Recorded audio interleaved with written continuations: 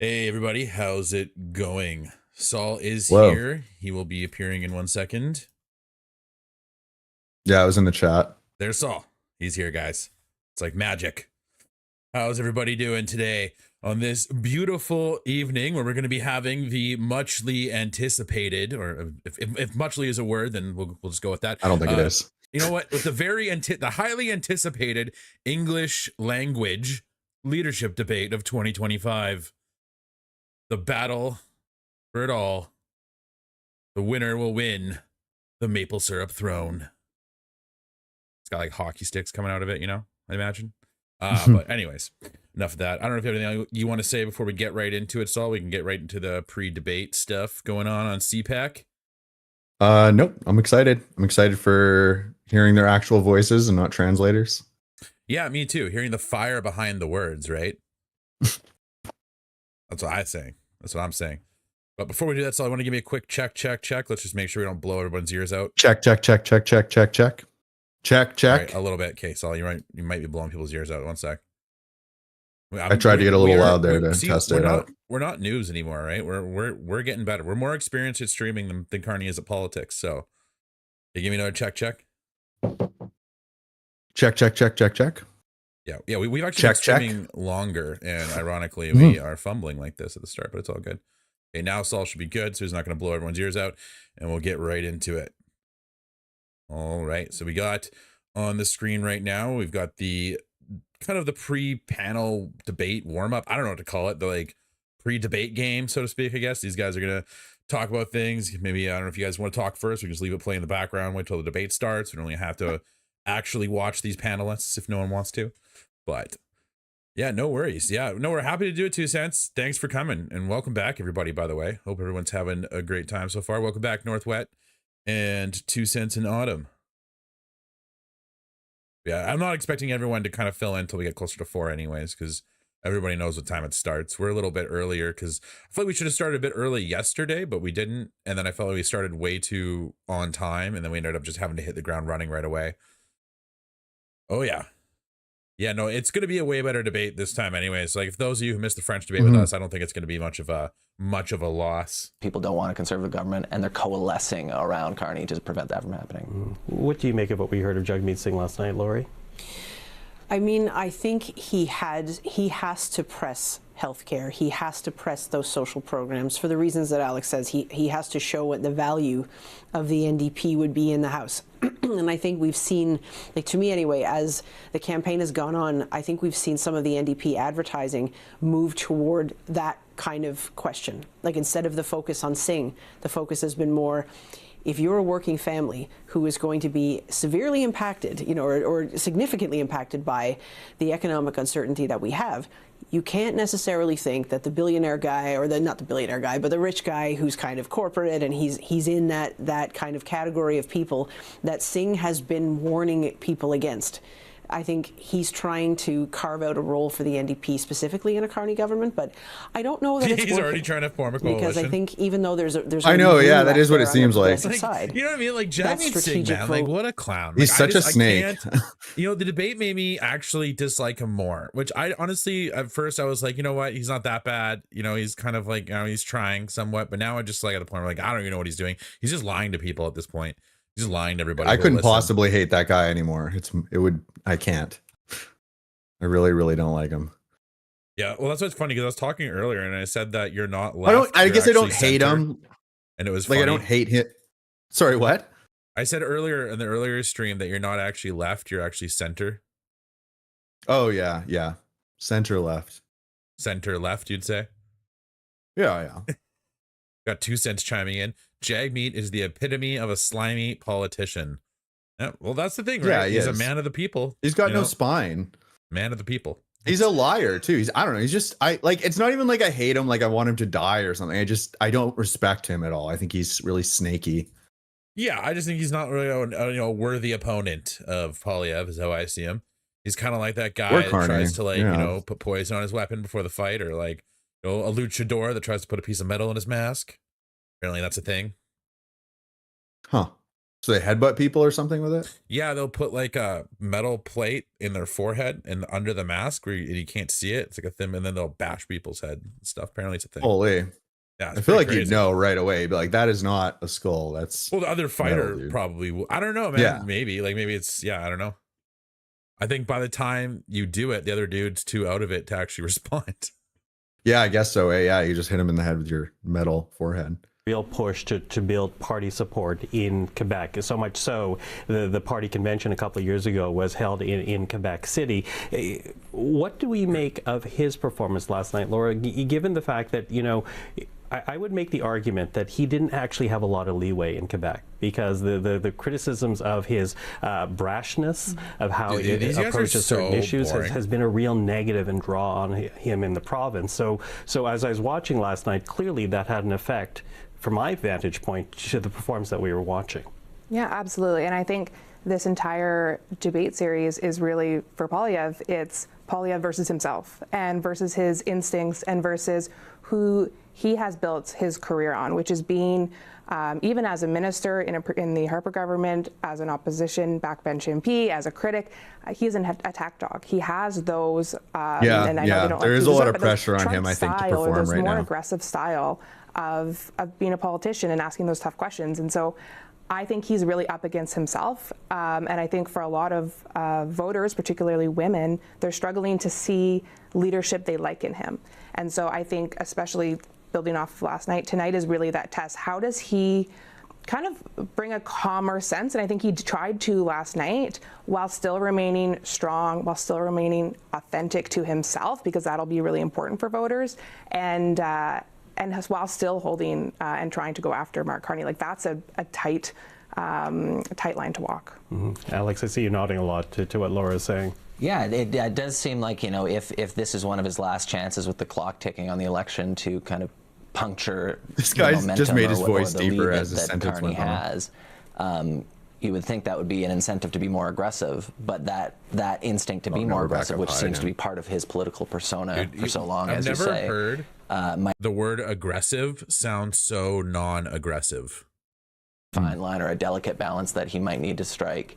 It might be like an extremely difficult task, so it's going to be very interesting to see how he kind of tries to stick that landing. Mm-hmm. You know, Eric, I want to get your insight into this. What do you think? Do you think that it's like whose game? I feel like it is a little bit Poilievre's game to lose tonight. Like, Carney, no one has very high expectations for him. He just needs to survive. Polls, you know what I mean? Like, that's the thing, right? It's like, there's the idea that Mark Carney's whole career is based on why he's doing so well is because people just don't know him, right? And I think a lot of people. It depends. Dude, I don't know. asked people if they watched the debate last night. Everyone's like, "Why would I watch that? It's a French debate." I'm like, "You guys know it was live translated." Yeah. People don't watch that. Yeah, people didn't even know it was translated live. People didn't even know. I think the bar for Carney, like for people who would traditionally support a liberal, is pretty low, because he basically just has to be better than Trudeau, right? Just be more likable than Trudeau is. He clears that bar, in my opinion. I guess I'm just saying that there is a lot of pressure on Poilievre because he's supposed to be the attack dog, right? And this is somewhat of a warm-up match for what could potentially be like a pretty intense dispute with the states, right? Like, you might end up having to negotiate with Trump and stuff, right? So like, you're trying to show that you're not like you're not afraid to back down from a challenge or whatever. Show that you have that fight in you, right? I just think the bar is a lot higher for Poilievre than it is for Carney. Like, it'd be easier for him to disappoint his voters than it would be for Carney to disappoint his, I guess. I don't know. I feel like it's really about like kind of the battle for the undecided. I feel like those who have already voted or are planning on voting and are watching as closely as we are, they've already made up their minds. I feel like it's the people who are just now tuning in, because there's a lot of people. This is the first event of the election they've watched. This is there's a lot of people that are not even going to know who Poilievre is, I guess, in that regard too, right? Yeah, and it's also a huge opportunity, because in today's climate, it's really common to shut out the other side completely, right? So it's the rare opportunity they have to speak to each other's supporters.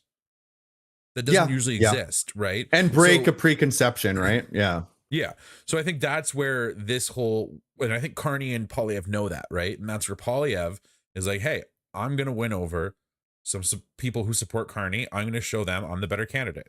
And that's why he has been, like, last night's debate, he was calm and mellow compared to usual. He was However, less aggressive than he usually is. Yeah. I think he's going to be different in this debate, because I think they so did too, yeah. have like Quebec versions of themselves out last night. You know what I mean? It was like Quebec versions of themselves, because like, yeah, most people don't watch it, right? Especially for the undecided. Yeah. It's the first thing I think that most people have tuned into. If you're someone who's not like a political geek, right? This will be the first encounter you have of seeing all these guys interact together. So I think it is a pretty big deal in that sense. And, you know, and going back to like the John Turner or Brian Mulroney debate, that was pretty famous. I think it was like 1984 or something had happened, where Brian Mulroney basically ripped apart John Turner. You know what I mean? And and people argue that I've never seen it. That debate performance actually won him the election. People argue. So I'm wondering. Yeah, well, I would say Joe Biden's lost him. Well, or was a significant contributor to him losing. It was the reason he dropped out. Exactly. For sure. Like, this could be huge. It could be. It could be. I don't think we're going to see a face plant that hard necessarily, but yeah, I don't know. It'll be interesting. Yeah. I'm excited. A Make Canada Great Again YouTuber went undercover door knocking as a lib, and every registered immigrant he talked to barely spoke English and had no idea what was going on. Alarming. Who registered them as lib voters? Well, to be fair, Liberal government, like the Liberal Party, does offer like 7 translations. It's actually ridiculous how many translations they offer. But at the same time, I don't know, right? Like, what credibility, like what receipts is he showing that they're Liberal voters for sure? Another thing too is like in the States, apparently a big contributor for Trump winning the last one was the Latino vote, right? And they went out on a limb and were doing Spanish language commercials and stuff like that, right? And I think the conservatives are doing stuff like that here too, right? Like they're having bilingual for sure. For sure. Yeah, they're really just for people big. who are listening to those radio stations, right? You're reaching an audience that might not be listening to like Jack FM or something, whatever, and that's a Vancouver radio station that a lot of like workplaces play around here. But well, I imagine it's probably a similar thing, right? You have people who I think have been around a lot, like more like some people who tend to kind of fear that Poilievre would be, you know, I feel like the only thing that they can say is that, oh, we're worried he might be like Trump. You know what I mean? And at the end of the day, like, have we ever had like a horrible authoritarian? Oh, look, it's warming up. Or is that last night's? Oh no, this is not French, guys.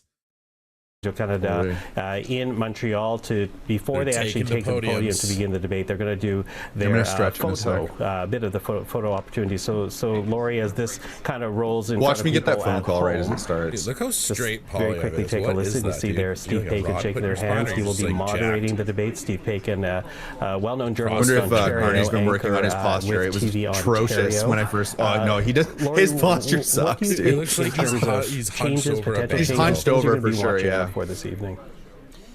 Well, he's hunched over. I think it's certainly been using his cell phone since he was 30 years. I think it's absolutely a make or break moment for Jagmeet Singh.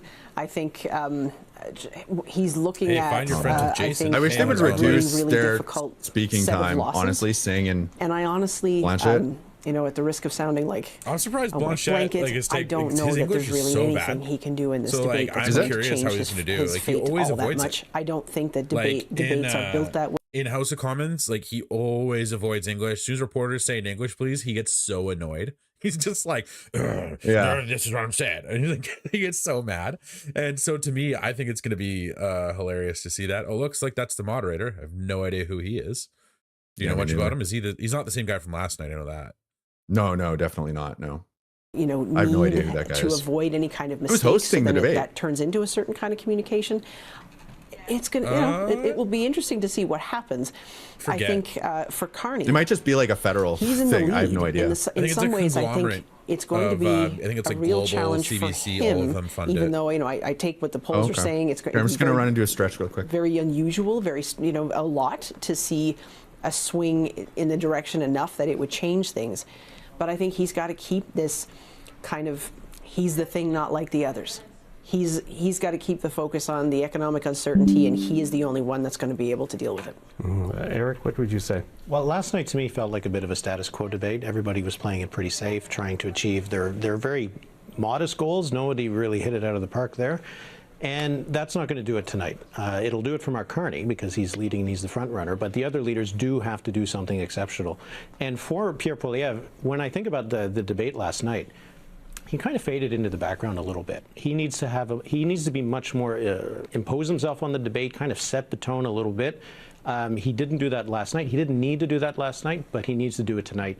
And it's just, for Mark Carney, a draw is a win for him tonight, and so he can play it safe. Yeah, you know, I want to dig a little bit into the numbers and the calculation with you, Eric, though, because, you know, again, last night was a French language debate. Of course, no worries. Yeah, we're excited and happy to stream this. I love talking, so this is great.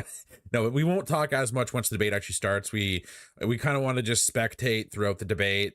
We might put in commentary in between where we can. We're going to do our absolute best to not talk over any of the candidates specifically or the moderator. However, we will try and insert some commentary in between. We're not going to pause because it is a live feed. This is a pretty big thing, a pretty big deal. I feel like everyone wants to see the whole thing unfold. We will be doing a post-debate analysis and taking notes throughout. I'll also be talking in the chat as well as GroundedTV. Saul is GroundedTV Saul. Yeah, so we'll be ready to go. If we do talk over the debate, we'll try and talk over Singh and Blanchet. Yeah, you know what? Fair enough. Yeah, fair enough. The left. We'll try and make sure we don't talk over Carney, Poilievre, or the moderator, unless he's moderating Jagmeet Singh and Blanchet. Lot. And for Pierre Poilievre, the French language debate might have been a good opportunity to shore up the support that he has in Quebec. It's one of the places where they have more support than they did in the last election. But tonight, it really is that he probably can't lose the election tonight, but he can win it tonight. But if he does it, again, it would be the kind of thing that we'll talk about in decades to come. So are we in for that kind of night or not? One of these historic evenings, I guess we'll find out. See, none of you are going to leave now. See, that might be what we're watching out for here. But, you know, let's break down that a little bit more, though, Eric, because regionally, from my understanding, the Liberals clearly have the lead in Atlantic Canada right now, clearly have the lead in Quebec right now. And even in Ontario. So can you talk to us a bit about the numbers that you're tracking there? Yeah, well, in Ontario, the lead the Liberals have is roughly about 9 points, and we've seen that hold pretty firmly throughout this election. And that is a bigger margin than Trudeau won with in his minority governments, and, you know, it's similar to when he won majority government in 2015. The Conservatives need to be leading in Ontario. They need to see a huge swing in Ontario. So if Poilievre could choose one set of voters to talk to tonight, it would be those Ontario voters, primarily in the GTA. There's been a lot not showing up. I think it's just something that I don't know. I think it's something they're being advised. It doesn't matter. It's like Pierre. Like, I think Pierre is the one that's very justified. It's like, why does he have time to go to the local Carleton debate when he's going to become prime minister potentially? You know what I mean? Like I think the people of Carleton who are voting for him know what they're kind of signing up for, and he's held that riding for over 20 years. So I highly doubt he's going to lose it now. Benefit from the fact that Atlantic Canada was done with Trudeau. They were angry at the carbon tax. They wanted change. But and the Conservatives put up some really strong candidates, but there's only 32 seats in Atlantic Canada combined. Ontario, how in the world could the Conservatives turn this around without making a huge break in Ontario? And they've got more votes than they need in the West. Like, this is a key battleground for them. British Columbia looked like it was going to go more their way, and now it's back into a kind of a toss-up situation, I think. But with a more, and correct me if I'm wrong here, Eric, with a more efficient vote for the Liberals, even in British Columbia. Yeah, because in some ways the interior is the Alberta for the Conservatives. Mm-hmm. Yeah, and so I mean, it's hard to see how this will, would go any other way, than Liberal, unless the Conservatives are really able to build something in Ontario. And I have to think Poilievre's trouble in terms of trying to build support among women must be a significant, drag in terms of him trying to bring his numbers up in Ontario. Yeah, well, what is the split with women when it comes to Poilievre, Eric? Usually I can't imagine having an NDP in my riding right now. The NDP is in shambles, in my opinion. Like, I'm not gonna, it's just, I can't imagine that much is gonna get done. You know what I mean? Like, I don't know what they're gonna have much time for. Like, I don't know. Or maybe it's the opposite. Maybe they'll have tons of time to get involved in the community. But yeah, I don't think it's as high paying of a job for the NDP as it is the other candidates as well. Want to share before we go into the debate? I mean, just to note that, you know, the clash of the two parties ahead, right? Poilievre and Carney are right beside each other, which in the draw there on the podiums, which is again randomly, but that, you know, is very interesting. So being, you know, staring each other down at close quarters here tonight as it's about to begin is going to be interesting. Yeah, Laura. Yeah, I mean, I think this moment's incredibly important for Canadians. One of the most consequential elections of the past several decades. So hopefully they at least give us a bit of a good show, if anything. Yeah, well, and the very fact that Poilievre Blanchet is there, obviously not as consequential for him as the French language debate was last night. Always interesting to see what they add to it. And again, for me, I got to say the one thing that I really am going to keep an eye on is that opportunity at the end of the night where each leader can choose a question to whatever leader of the other party they want to. So I think that will provide some interesting fireworks for people who are watching.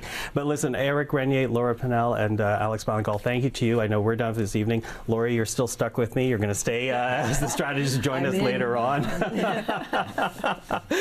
But for people at home, thank you. You are watching CPAC, the Cable Public Affairs channel. We're going to bring you now to the atrium of the... There we go. It's starting. Duh.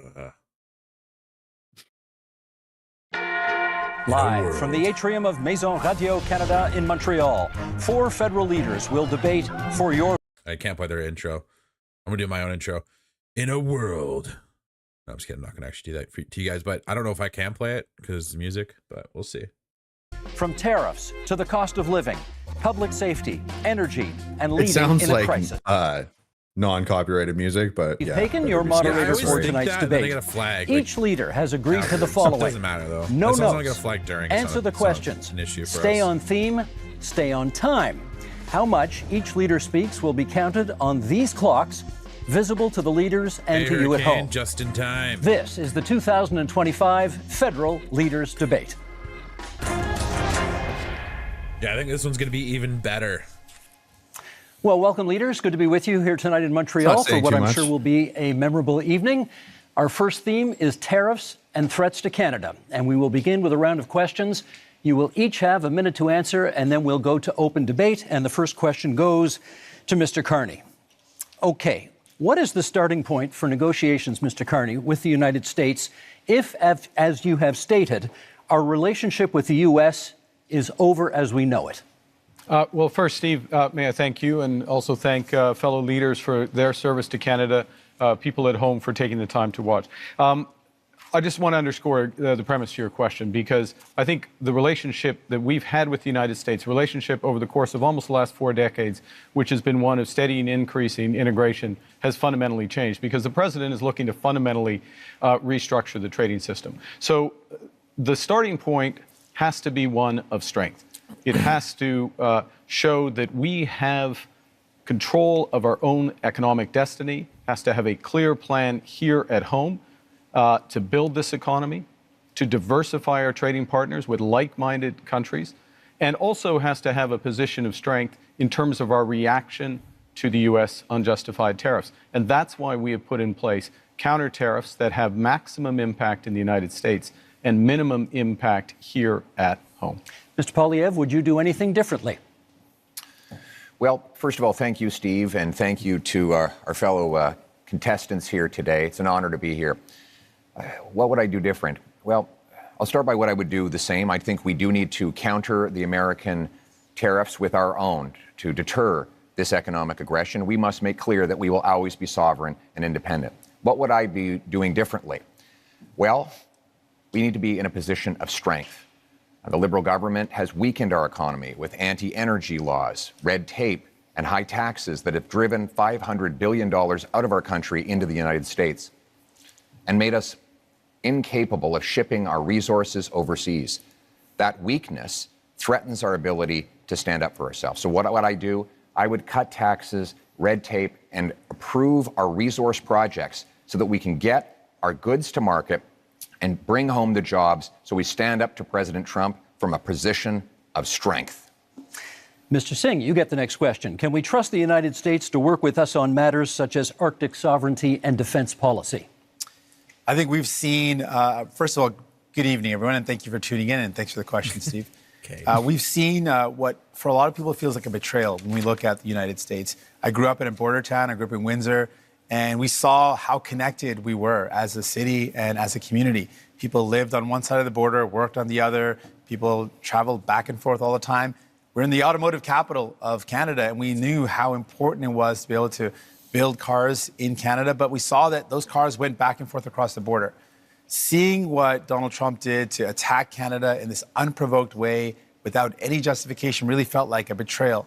And so Canadians now are right to say, well, we don't really trust Donald Trump at this point, and we can't really have a lot of faith in him. So when it comes to our Arctic sovereignty and our security, we need to make decisions that are in our best interest and no longer be so dependent and so reliant on the U.S. And that's what I would advocate for, making sure we are resilient, independent, and less dependent on the United States. Monsieur Blanchet, for you, what supports would you want to see for industries affected by tariffs, many, of course, of which are in Quebec? Many of them. First, be all welcome in Quebec and Montreal. You have me because I try not to speak English in Montreal. However, I think we should never underestimate the threat that Mr. Trump poses on Quebec economy and Canada economy and Mexico economy. But we must acknowledge the fact that the economy of Quebec is built differently. The challenges are not the same. The necessity for Quebec to have at least partly its own voice in the negotiation is important. The difference between Quebec and Canada is very important in terms of economy, but also in terms of identity and language and values and who we are and the way we want to handle immigration. So we have the right to be different, and if this difference is being respected by whoever becomes Prime Minister of Canada, we will be reliable partners in order to achieve the best possible negotiation and protect ourselves and our economies as partners. Merci, Monsieur Blanchet. Okay, we now move into open debate, and I'll start it off, Mr. Carney, with you, and then we go from there. Do you still support dollar-for-dollar tariffs, even if they ultimately threaten Canadian jobs and businesses? No, and in fact, we've already moved off from dollar-for-dollar tariffs. We have to recognize, and I think we all do, the United States economy is more than 10 times the size of the Canadian economy. And the principle in terms of our counter tariffs is to have maximum impact in the United States, as I said a moment ago, minimum impact here. So we have to think about the impact on Canadian businesses. I'll give you one example, if I may. In the auto sector, the way we've designed those auto tariffs is that Canadian automakers, if they maintain production here, if they maintain their investments here, when I say Canadian automakers, I mean automakers that have jobs and plants and production in Canada, then they can have lower tariffs on what they ship to the United States. We create a huge incentive for them in order to do that. We also have carved out the Canadian auto parts sector. Last point, I know you're pressed for time, the Canadian auto parts sector, so that it can remain competitive with the United States. We're focused on maximizing Canadian jobs, maximizing the harm in the U.S. So that we get them where we need them. Mr. Poilievre, you want in, then Mr. Singh. Well, Mr. Carney, you claim that you want our country to respond with strength, but after the last decade, half of which time you've been Justin Trudeau's economic advisor, our economy is weaker than ever before. It's been the worst growth in the G7. We've lost $500 billion of investment south of the border. You supported blocking pipelines in Canada that gave Donald Trump and the U.S. a near monopoly over our energy. And now you want to keep in place Bill C-69, the liberal no new development law that blocks us from shipping our resources overseas. How could you possibly think it's a good idea to give the Americans a continued monopoly on our energy projects when you have seen how much these liberal policies have weakened our country over the last decade? Let Mr. Carney respond, and then Mr. Singh. Sure. If I may, yes. So let's go to my record. My record is a month long as Prime Minister. And this goes to the heart of coming to the Americans with strength, but doing the right thing for Canada. Within the first week as Prime Minister, I sat down with all the premiers of the provinces and territories, as well as the leaders of the Indigenous peoples. got an agreement with all the provinces and territories, doesn't happen very often, got an agreement for them to have one Canadian economy instead of 13, first point. Secondly, to commit the federal government to do its part by Canada Day, so free trade in Canada by Canada Day. Thirdly, the federal government to commit with respect to project reviews. The question was about pipelines. I'm getting to it. Thirdly, one project, one review, and relying That's on not provincial. Yes, it is possible under. It is possible on our system. No, it is the it's impact banned assessment. under C-69. It is agreed on under the impact assessment framework, and we have a cooperation agreement with British Columbia already. We're looking forward to them with the other provinces. We will move forward. Let's jump on this. Mr. Singh's turn, please. Of course, we agree around having a strategic response to the United States. But what I'm concerned about is what we're doing here in Canada. We are already seeing threats to our country in that just the threats alone of the tariffs have meant Canadians have lost their jobs. The threats of the tariffs that are in place right now, the impact of those tariffs is that we've lost jobs in steel, aluminum, and the auto sector. People are already losing their jobs. And while, Mr. Carney, you had time, as you mentioned, not very long time, but as Prime Minister, you showed us your priorities. Oh, my God. The first thing you did is you had traveled, you made a tax cut for millionaires, which was reversing on the capital gains. So you gave a tax cut to millionaires, but you didn't have time to increase the amount that workers get on EI. Right now, workers who are struggling and wondering, what am I going to do if I lose my job? Workers who've lost their job are saying, how do I pay my bills when EI only covers half of a worker's salary? Maybe 40 years ago that would have worked, but right now most workers are spending their entire salary just to pay the bills, to pay their mortgage and their rent, and to put food on the table. So EI is not good enough, and it shows Canadians that you didn't make it a priority to protect those that are impacted by these tariffs, that are threatened because their jobs are lost. We have not heard from Monsieur Blanchet yet in this segment, so please. Yeah, Mr. Carney, you are becoming a real Canadian leader, saying one thing in French and another one in English. You said in British Columbia in February that you would force oil and gas through pipelines through Quebec, either we wanted it or not. You would use emergency powers in order to do so. And 2 days later in Montreal, you said that you would never do that without the approval of Quebec. What's the point of using emergency powers if you do have the agreement of Quebec? And you asked the exact same However, question. I do agree with you. It's important to be very strong in front of Mr. Trump. However, I would keep the dollar for dollar policy. Don't be weak in front of Mr. Trump. And those counter tariffs have to be targeted. You have put out already $2 billion for Ontario auto industry, car industry, and the lumberwood industry in Quebec has already paid to United States $2 billion, and you have not raised one finger in order to help us. Let's get from Mr. Poilievre and then a response from Mr. Carney. Well, Mr. Carney refused to answer the question about pipelines. They're all Just the going other in on him, day, eh? he said that he doesn't necessarily think we need to build pipelines. Let me tell you what that means.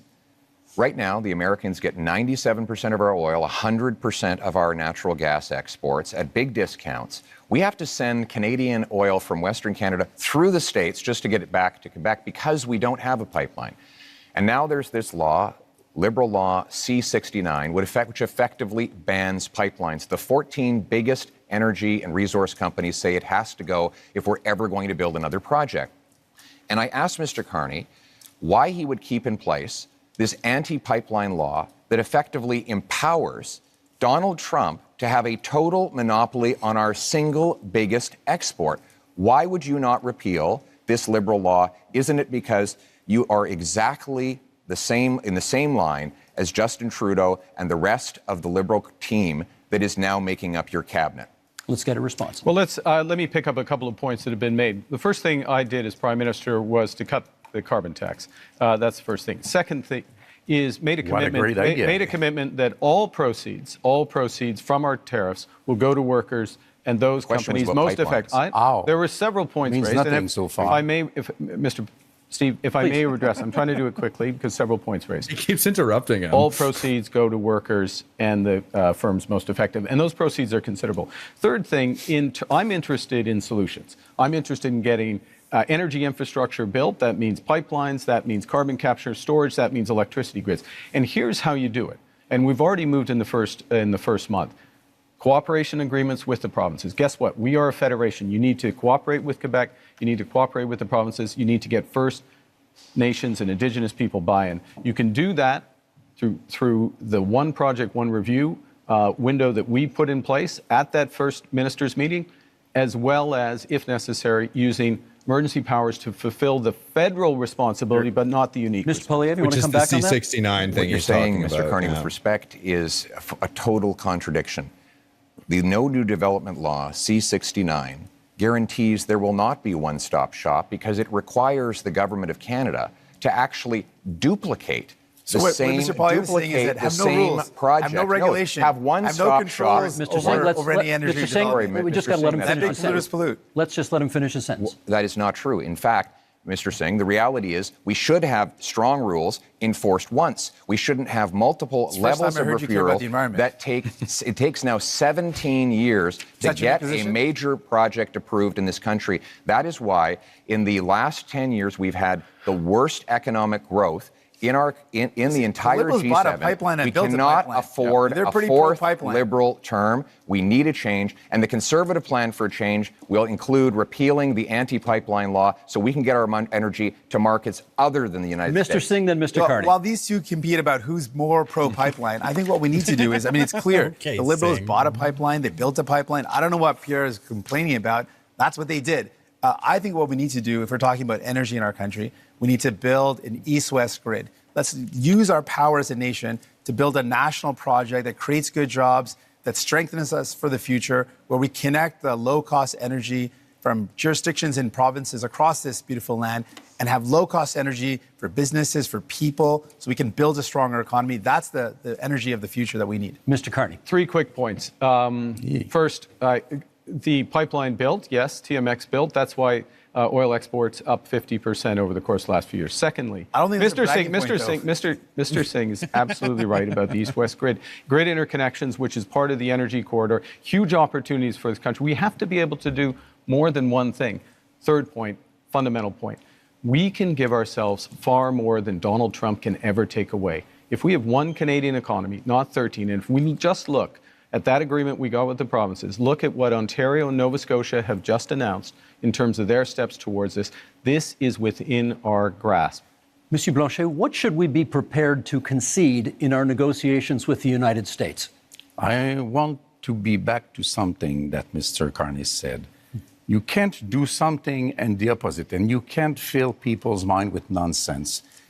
Quebec has, by law, its own environmental review institution, and you cannot, through a federal decision, even through a Quebec government decision, go over the BAP, as we call it.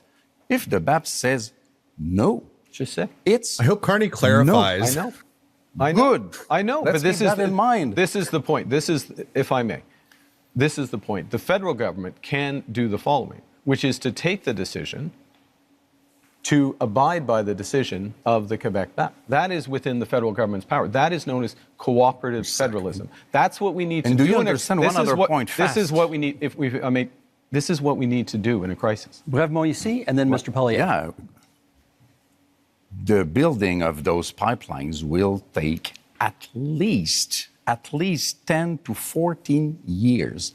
Mr. Trump will be 90 years old, not president no more, and somebody of course, less terrible will be there before you can even dream of having oil through this pipeline of yours. We're less than a minute to go. Mr. Poilievre, I promised you next.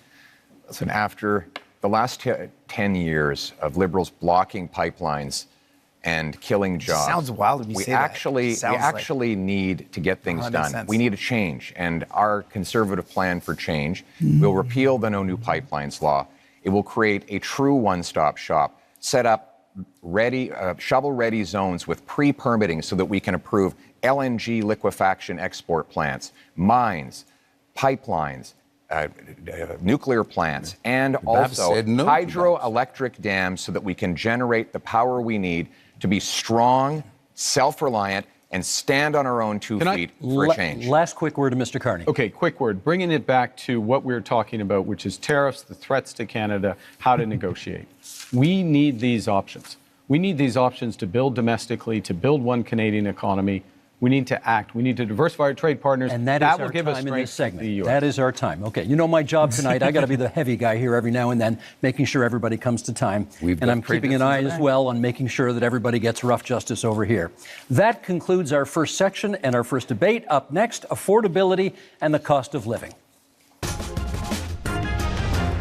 Our goal is to double the pace of housing construction. It will lower your bills, build homes you can actually afford. Il faudra parler des entreprises du Québec. Kind of funny. I feel like Jagmeet's inadvertently helping Carney by attacking him. Powerful bring it home tax cut on work, investment, energy. I don't know if he's and home intending building. to do it either. Like, it's what's so funny about it. Okay, leaders, same idea. One-on-one questions followed by open debate format. And Mr. Poilievre, you get the first question this time. Many provinces, including some provinces with conservative governments, have ambitious housing targets, none of which have been met. Why do you think your housing plan will be any different? Let me start by talking to the young people of the nation and those who are aspiring to home ownership. You know, it was only 10 years ago you could buy an average house for $450,000. But in the last lost Liberal decade, housing costs have doubled, rising faster than in any country in the G7. And so now our youth cannot afford a home, and our seniors are worried about being evicted.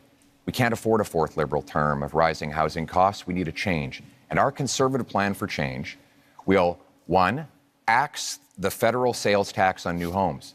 2, incentivize municipalities to cut their construction taxes to bring houses down in cost by $100,000. 3, sell off federal land for homes. And 4, train up 350,000 young trades workers who can help build those homes. Because you deserve a home, and we're going to make it happen for a change. Also on the issue of affordability, Mr. Singh, you get the next question. How do you bring down grocery prices in the midst of a trade war? I appreciate the question. This is a big concern. When I talk to Canadians, they tell me they're really feeling squeezed from the cost of living. That's one of the top things that people tell me about. People are saying, I can't afford to buy groceries. Every time I go to the grocery store, it's just ongoing worry and this feeling of anxiety that can I actually afford the things that my family needs? On top of that, people are worried about the cost of homes. I think those are the two biggest things I hear. So we can do things about this. Other countries have taken concrete steps. We can put in a price cap on food essentials. France has done it. Greece has done it. To great success. It's brought down the cost of food significantly in both those jurisdictions. We can also ban corporate landlords from buying up the affordable homes to keep homes that are affordable. We can make things better for Canadians, but it requires having the courage to take on the powerful corporations that are ripping you off, that are price gouging you. And we know that price gouging is one of the major reasons why food prices are going up. You're never going to hear Pierre Poilievre or Mr. Carney talk about the fact that these are the corporations ripping you off. Thank you, Mr. Singh. That's time. Mr. Blanchet, I want to ask you about old age security, which will soon cost this country $100 billion annually. We understand you would like to expand it. How would you pay for that? We would want it to be just for everybody because the Liberals have created the discrimination against elders, which are 65 to 75 years old, having 10% less income from federal government than those who are over 75. But the best way to do it is to have everybody pay its fair share in terms of tax, which means that one should not be entitled to hide money in fiscal paradise in order not to pay him or his clients or friends, not to pay billions of dollars in taxes that could be used to help the situation of elders. Those are things which are supposed to be applied to everybody. There are a lot of questions to be answered about that. Other ways to do it is to reduce the pressure on housing price to make sure that the whole budget of elders and families and workers can afford houses which have increased dramatically in price. Merci, Monsieur Blanchet. That's time for this one. Mr. Carney, I want to ask you about housing, which over the past decade has gone from a problem to a crisis while the Liberals were in power. Is your policy on getting homes built any different from your predecessors, and how? This is one of the reasons why I entered this contest, because of the housing crisis, the cost of living crisis, the housing crisis, and the Trump crisis to help fix it. And I would say, look, the housing approach is fundamentally different because we need a fundamentally different approach. We need to build housing at a rate that we haven't seen since the end of the Second World War. We do need a fundamentally different approach. And with the fundamentally different approach, we can build an entirely new industry. So the question is how? Now, Mr. Poilievre and I agree on some things. Okay? I agree as well on reducing the tax on first-time home purchases as a way to buy.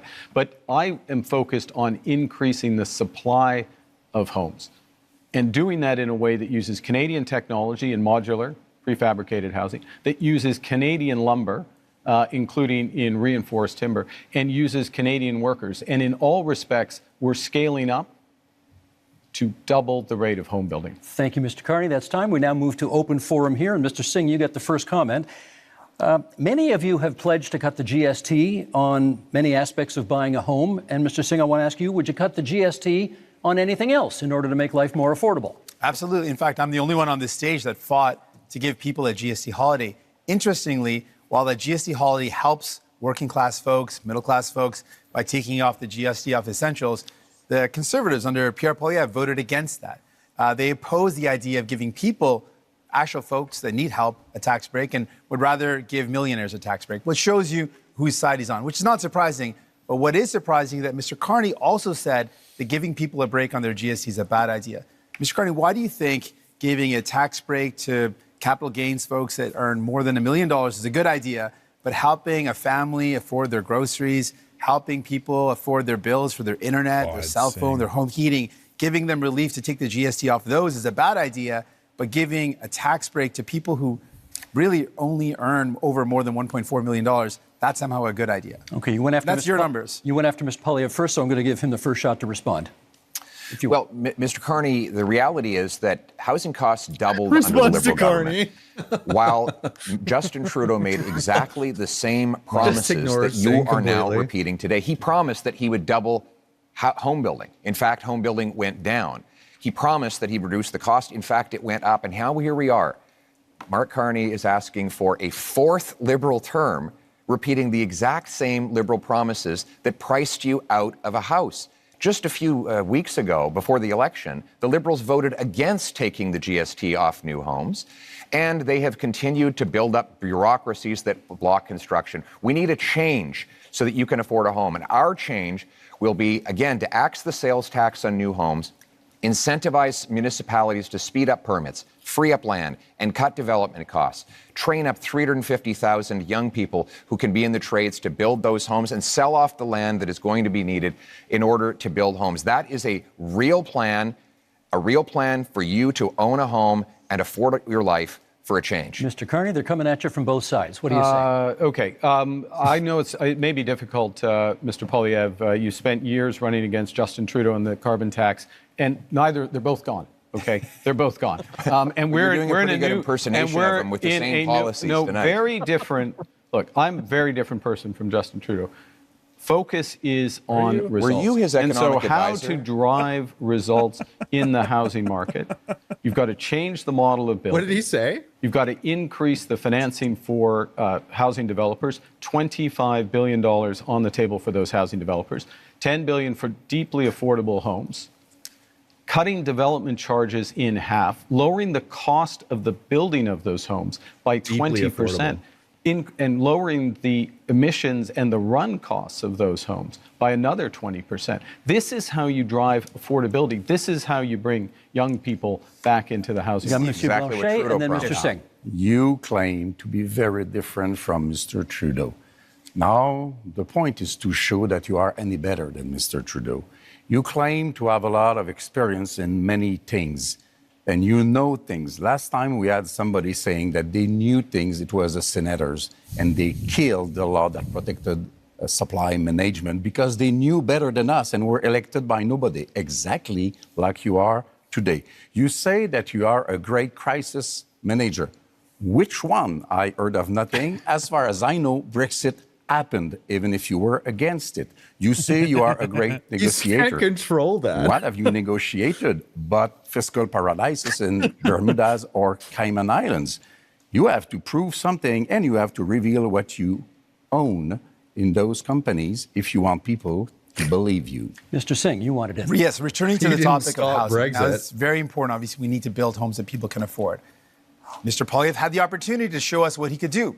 He was the Minister of Housing under Stephen Harper. And during that time, guess how many homes he built? He built 6 homes during that entire time.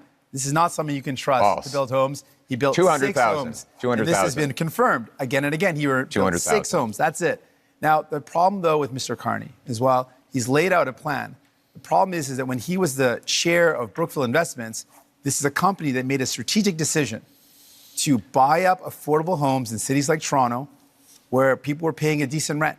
And they purposely bought those homes, kicked out the tenants, and jacked up the rents. That is not someone you can trust, sadly, to deal with the housing crisis when, Mr. Carney, you profited off of it. We're going to get responses here. Mr. Poilievre first, Mr. Carney second. First of all, Mr. Singh, hold this up to remind you. The Toronto Star, the Toronto Star debunked your falsehoods. No, it was 6 homes, and I appreciate neither Liberals or NDP are very good with math, but in that year, the year I was the minister, if I could, which is great. the year I Mr. was, Singh, let's let him answer. In the year I was high enough, though. The year I was minister, we had 200,000 homes built, and guess what the average price of a home was at the time? $450,000. And guess what happened at the end of the Conservative reign? One bedrooms rented out for $900. I think they should fact check debates. Housing costs have actually doubled under the Liberals. They doubled and on the Conservatives too. Now we have Mr. Carney making tens of billions of dollars of spending promises that will ultimately continue to build bureaucracy. We don't need more bureaucracy in Ottawa. We tried that for 10 Liberal years, Mr. Carney. What we need is to build homes in communities. And that means axing taxes on home building and getting the government out of the way so that builders can actually build. I think, Mr. Carney, you are on housing. We need a change, and you, sir, are not a change. Mark Carney. I'm going to pick up on, I thought that answer was quite revealing. The first thing is that it's an attitude towards housing that absolutely ignores affordable housing, deeply affordable housing, issues with vulnerable people, ignores the rental market, ignores all other aspects of it. What does deeply affordable mean? Are the relevant. Mr. Singh is absolutely right. The 6 are the relevant. 200,000. The 200,000 are a different part of the housing market. There are many Canadians. There are many Canadians at different income levels. The second thing it reveals is a misunderstanding, I'll be polite, of how the government's balance sheet can catalyze enormous private investment. And that is what we need to do to solve the housing crisis. It happens to be what we need to do as a whole to address the economic crisis that's been forced on us by President Trump. Mr. Blanchet? Yeah. You have spoken much more than I have, so I won't ask a question. I will make a statement. I think he's doing good. Instead, I'm not saying Singh's I'm not helping him a saying lot, that you though. cannot do what you pretend that you are able to do. We just have no proof so far. I'm saying quite clearly that you cannot be entitled to do it alone. You cannot be entitled to hold all the power in your 2 hands.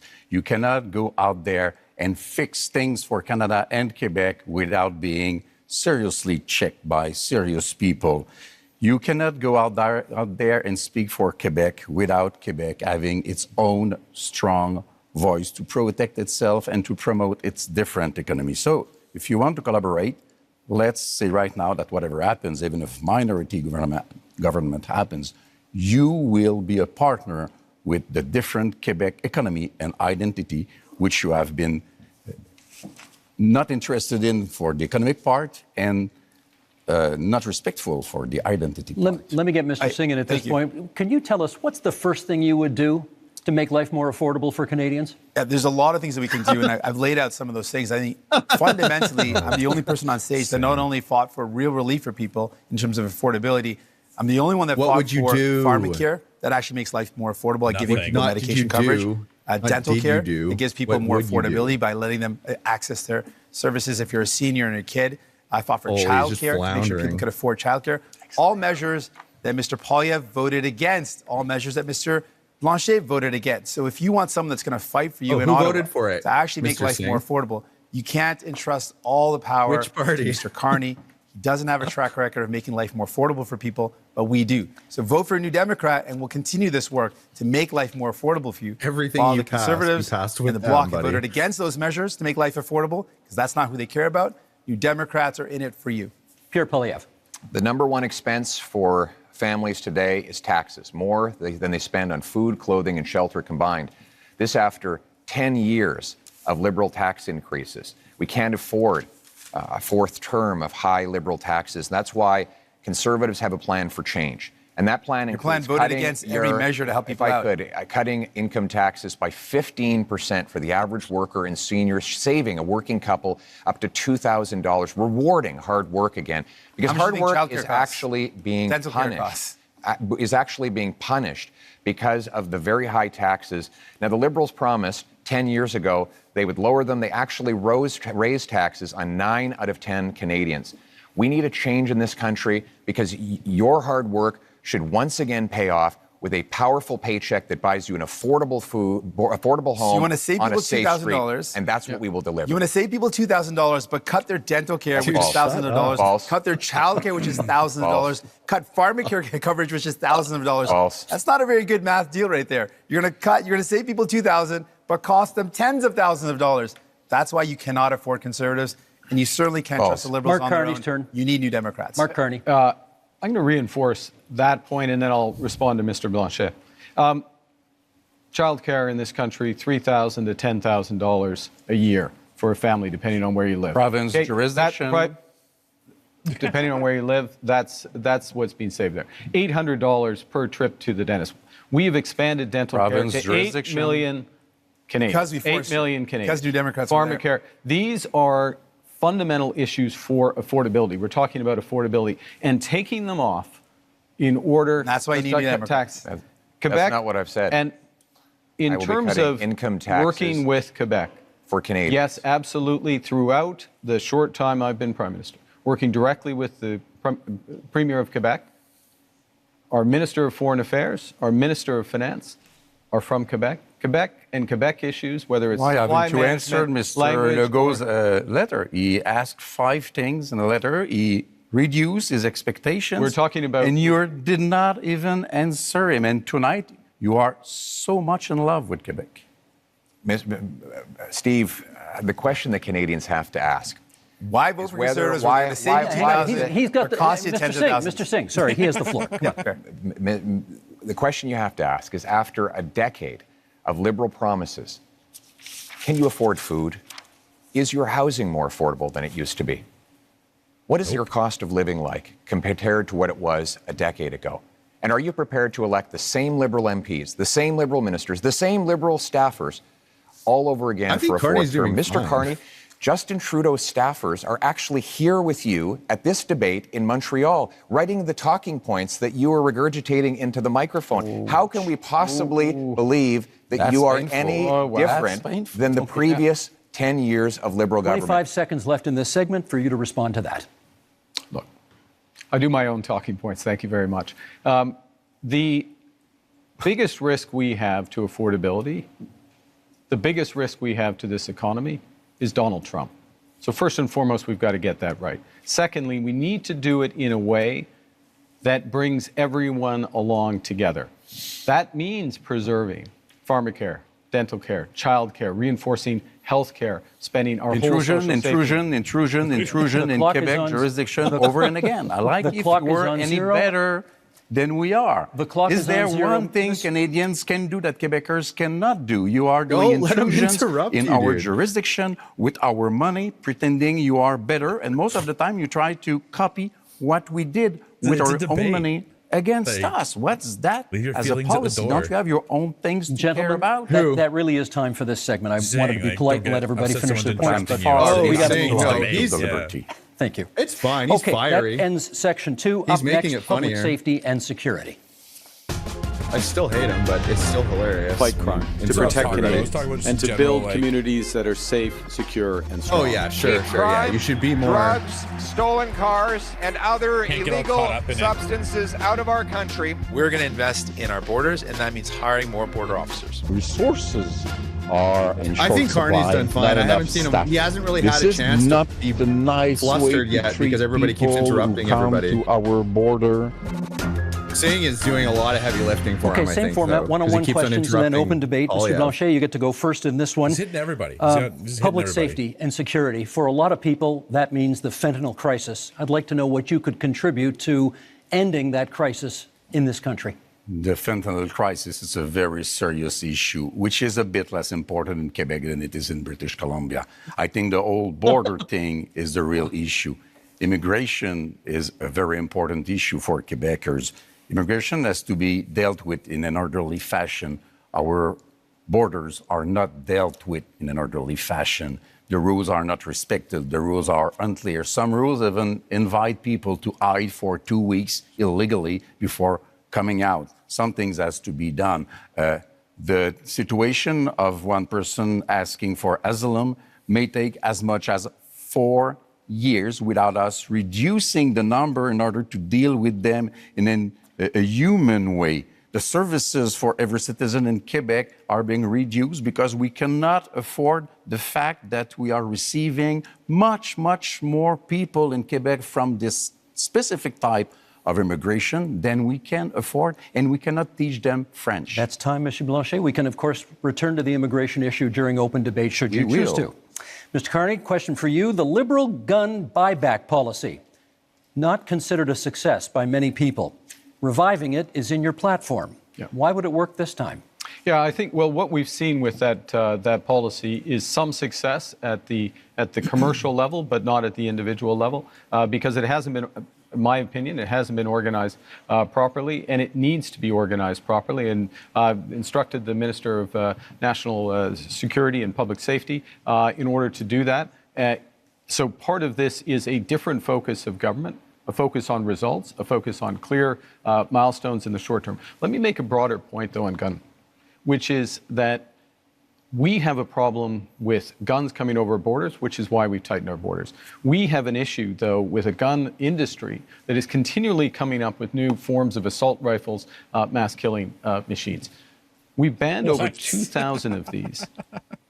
Every single time there has been a vote in the House of Commons on gun control, Mr. Poilievre has voted against it. You can't be tough on crime unless you're tough on guns. Mr. Poilievre, you can come back on that in the open debate if you want to, but my question for you in this segment is, Indigenous people are statistically overrepresented in our correction system. Are you concerned that your tough on crime platform will make that worse? I'm concerned that Indigenous people are disproportionately the victims of crime.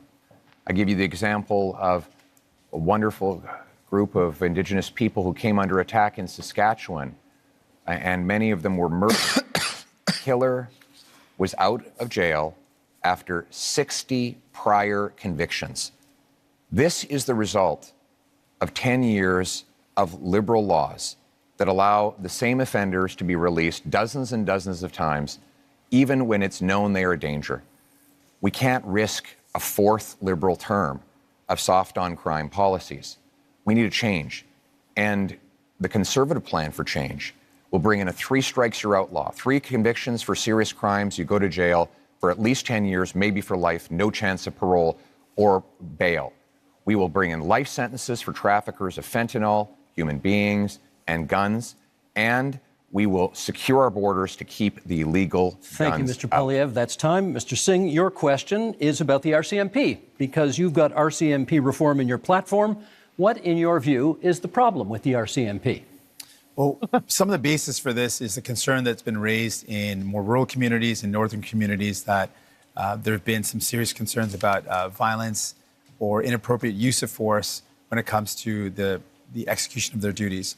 We want to make sure that we've got a top-tier police force that provides security and safety to those communities in a way that's sensitive and understanding of the communities they're serving. I also think what's very important is for Indigenous communities, Indigenous policing. This is an area of deep concern. I think everyone in our country should be safe. You should be able to be safe at home, safe when you go to work, safe if you take public transit, safe for your kids to be able to play in the local playground. And that's something I'm committed to. And the other area that I'm focused on when it comes to public safety is making sure we prevent crime before it happens. And that's why we want to see increased investments in our border security. We saw under the Conservatives, they cut 1,100 border officers in one day. So that prevented our ability to keep our borders safe. That stops those materials from coming into the country. That's time. Not sure it was about the RCMP, but maybe we can get back to that during the open debate segment, which we go to right now. And Mr. Poilievre, you get the first word on this one. And it sort of dovetails on the last answer you gave, which is, You have pledged to be the first prime minister in this country to use the notwithstanding clause, setting aside charter rights of, as you call them, multiple murderers. Why do you think that's necessary? To be clear, I want to uphold the charter rights of Canadians under Section 7 to life, liberty, and security of the person. Right now, that right is violated by multiple murderers who are given discounts. The case in question was a gentleman who went into a mosque and shot dead 6 innocent worshippers. He got, according to this ruling, only one 25-year sentence, meaning he can be out in his 50s. He only serves 4 years for every murder that he carried out. That is outrageous. And I will use the constitutional powers that are created for this purpose to ensure that mass murderers stay in maximum security penitentiary for life. They will only come out in a box. We will also pass tough new laws that prevent repeat offenders from getting out. If you commit 3 offenses under the 3 strikes law I propose, you will not be allowed out of jail until you prove that you are drug-free, that you are behaved perfectly, and that you've learned an employable skill, and you've served a 10-year sentence. We cannot allow liberal crime and chaos to go on terrorizing our communities. What we need is a real plan for change so that we can bring back the safety and the security that Canadians used to take for granted. Let me get Mr. Carney to respond to that. Do you think that's an appropriate use of the notwithstanding clause of the Charter? I think that the one of the core responsibilities of the federal government, Prime Minister, is to defend the fundamental rights and liberties of Canadians. And those fundamental rights and liberties of Canadians are outlined in our Charter of Rights and Freedoms, which is 43 years old literally today. I think it's a very dangerous slope to override judgments of the Supreme Court of Canada. In fact, the Charter of Rights and Freedoms exists to protect Canadians from people like us on the stage. Yeah, and what politicians Trudeau did, who may use their power to override fundamental rights. And the issue in using by the federal government, I'll stop here, is not where you start, but where will you stop? Mr. Poilievre, I should get Mr. Poilievre on that. Is it a slippery slope if you use it in this case? I must say, I would be quite interested too, because Mr. Carney said that he didn't want us to use the notwithstanding clause before adopting a law. And yesterday he said that he felt that it was wrong to use the notwithstanding clause after a law is adopted. So if we cannot use it before and we cannot use it after, it means that Mr. Carney believes that we should never use it. But it is very important. And the Ford case made it clear. The Constitution says how it should be used, but never how or what we will do with it, because it's the prerogative of the provinces. So do you want the Supreme Court to overrule another judgment of the same Supreme Court because you don't like it? Because that would be being the hell of a politician as you define them. Well, let me just start by saying, first of all, thank you. I just started by saying, let's not let Mr. Poilievre get away with making this ludicrous claim that anyone on this stage thinks that violent crime should get a less severe penalty.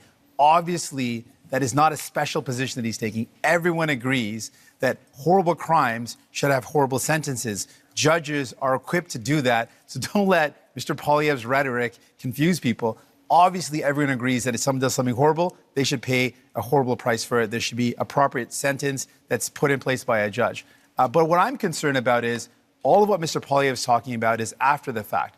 Now, there's heinous things that happen, and there needs to be severe penalties put in place. But we also need to keep communities safe. And that's what my focus is. Well, how do we stop crime before it happens? Much of the violent crime that's committed is committed by illegal handguns and firearms that come across the border. Now, Mr. Poilievre has admitted that as well. That it is illegal handguns and illegal weapons that are used in violent crime.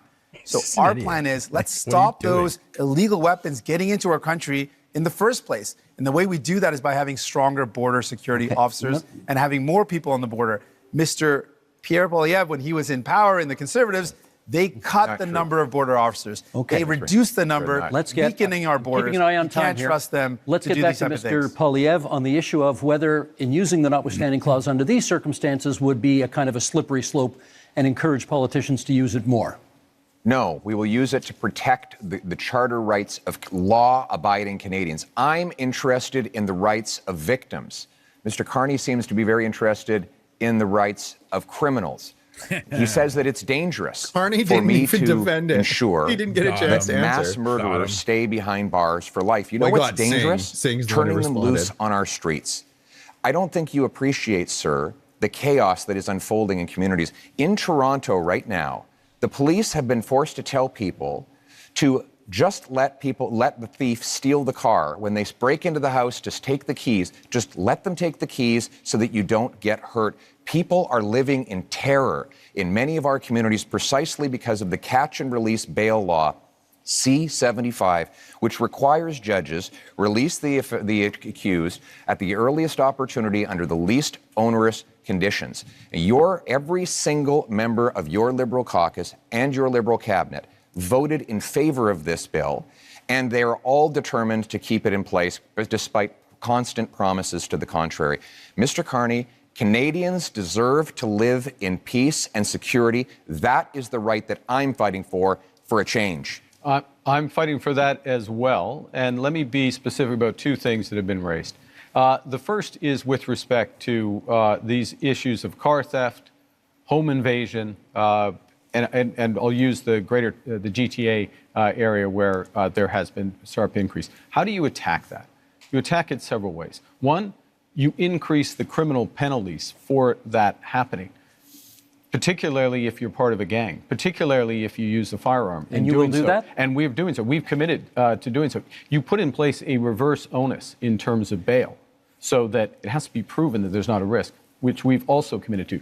And then you go to what Mr. Singh was talking about, which is we have to reinforce our frontiers. That's why we're committing to an extra 1,000 Canada Border Service agents, an extra 1,000 RCMPs. That's why, as part of the broader fentanyl initiative, where we've added to the RCMP there, we've added drones, we're adding helicopters, we're adding surveillance, and we're going to the other end of the chain with respect to car theft, which is tightening security at the ports. This is what we need. In order to get results, you need to focus at both ends of the chains in federal. Jagmeet Singh. Thank you very much. That's I want to talk a good about answer. one of the issues that has come up is the idea of the public safety concerns around the overdose crisis and how this is devastating our communities. We're seeing so many lives being lost. In that, we know that one of the ways to address that is by investing in some of the solutions like mental health services and rehabilitation services. Services keep our communities safe, having access to those good services. Both Mr. Carney and Mr. Poilievre are proposing cutting government spending and cutting those services. That's not going to make our communities safer. We need to see better investments in rehabilitation services, more investments in mental health. We need to respond to this serious crisis in our country with care and compassion. I've met with Moms Stop the Harm, an organization of moms that have lost their children to this opioid overdose crisis. They've literally had their children have died because of this. And they're saying we need to do everything possible to save lives, to stop this death from happening. And I think we need to listen to those moms, and that's my commitment. Mr. Blanchet. Two things as rapidly as possible. First, we believe that we should act on crime gangs and organizations, defining them as we do for terrorist organizations. We have to protect our kids from the violence of those gangs, from the drugs being sold by those gangs, from the guns and whatever else being stolen. Good sentence, buddy. He's struggling with the English. By those gangs. Sold? And not stolen, being, you purchase a thing and selling, sold by those gangs. And we mostly have to protect our kids from being recruited by those gangs, becoming violent at 13 and 14 and 16 years old, because this is the real fear of parents like I am. This is a very dangerous situation. I want to come back to immigration because we said that we would come back to immigration. Do you remember the Century Initiative, a sad memory? Officially, they said that they had not considered Quebec difference. They had not considered Quebec language. They wanted Canada to be a 100 million people country by the end of the century.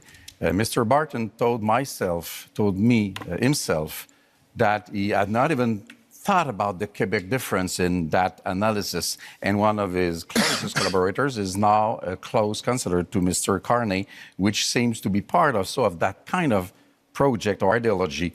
So it is impossible for Canada to have all those people come into Canada. It is impossible for Quebec to receive all those people. And in Quebec, we have the language and values and secularity of the state issue, which is very important. So I say, pause. Let's do things properly. Let's receive migrants in an orderly fashion and successfully as a measure of respect for them also. Mr. Poilievre, you wanted a word. I speak to families all the time who are terrified by the scourge of drugs and illegal guns. And we know those guns are not Grandpa Joe's hunting rifle. So when the Liberals try to ban hunting rifles, they're really going after the wrong people. 90% of guns that come in that are used in crime are smuggled illegally over the porous, Liberal-run borders. The border and that's why the police. Officers, that's not true, and that's you why literally the police. cut the border officers. The police in the actually, facts. if I could, the police actually endorsed me. The police in Barrie, in Peel, in Sault Ste. Marie have all endorsed me because they know that I will go after the gun smugglers and criminals with 2,000 extra frontline border guards that will stop the guns from coming in. Now you want to hire but unlike the Liberals and NDP, I will not ban hunting rifles. The Liberals want to protect. I want to protect Canadians from criminals. The Liberals want to protect turkeys from hunters. I think we know which one makes most sense. Carney, quick intervention, Mr. Carney, and then I got a question for each of you before this segment's out. Okay.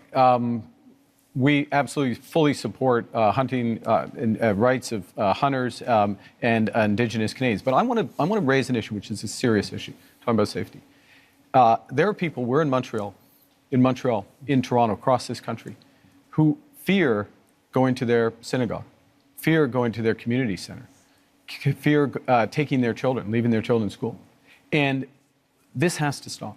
This is it's totally unacceptable. So what we're proposing is to make it a criminal offense to threaten or to impede anyone from being near or going to their place of worship, their school, their community center. This, it pains me that when we have to do it, because this is not what we should be doing as Canadians, of course, but we will put that in place.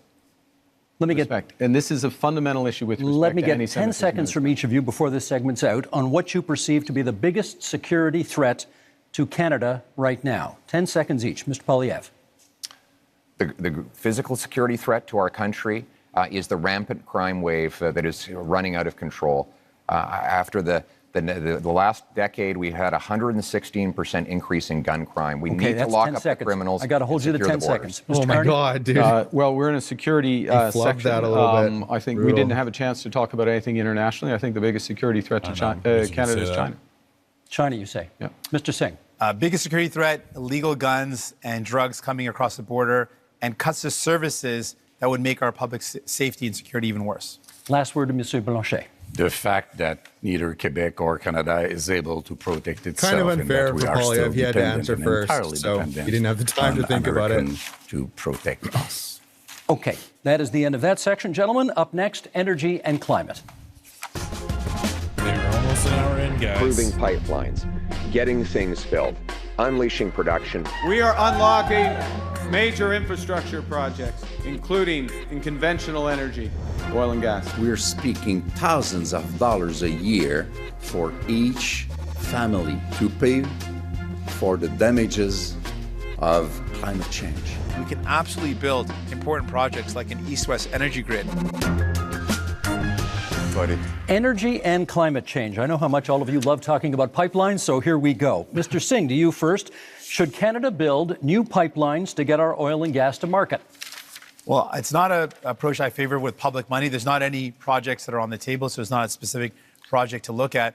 I favor, when it comes to the environment, building an east-west energy grid that connects low-cost energy and allows for families to reduce their electricity costs.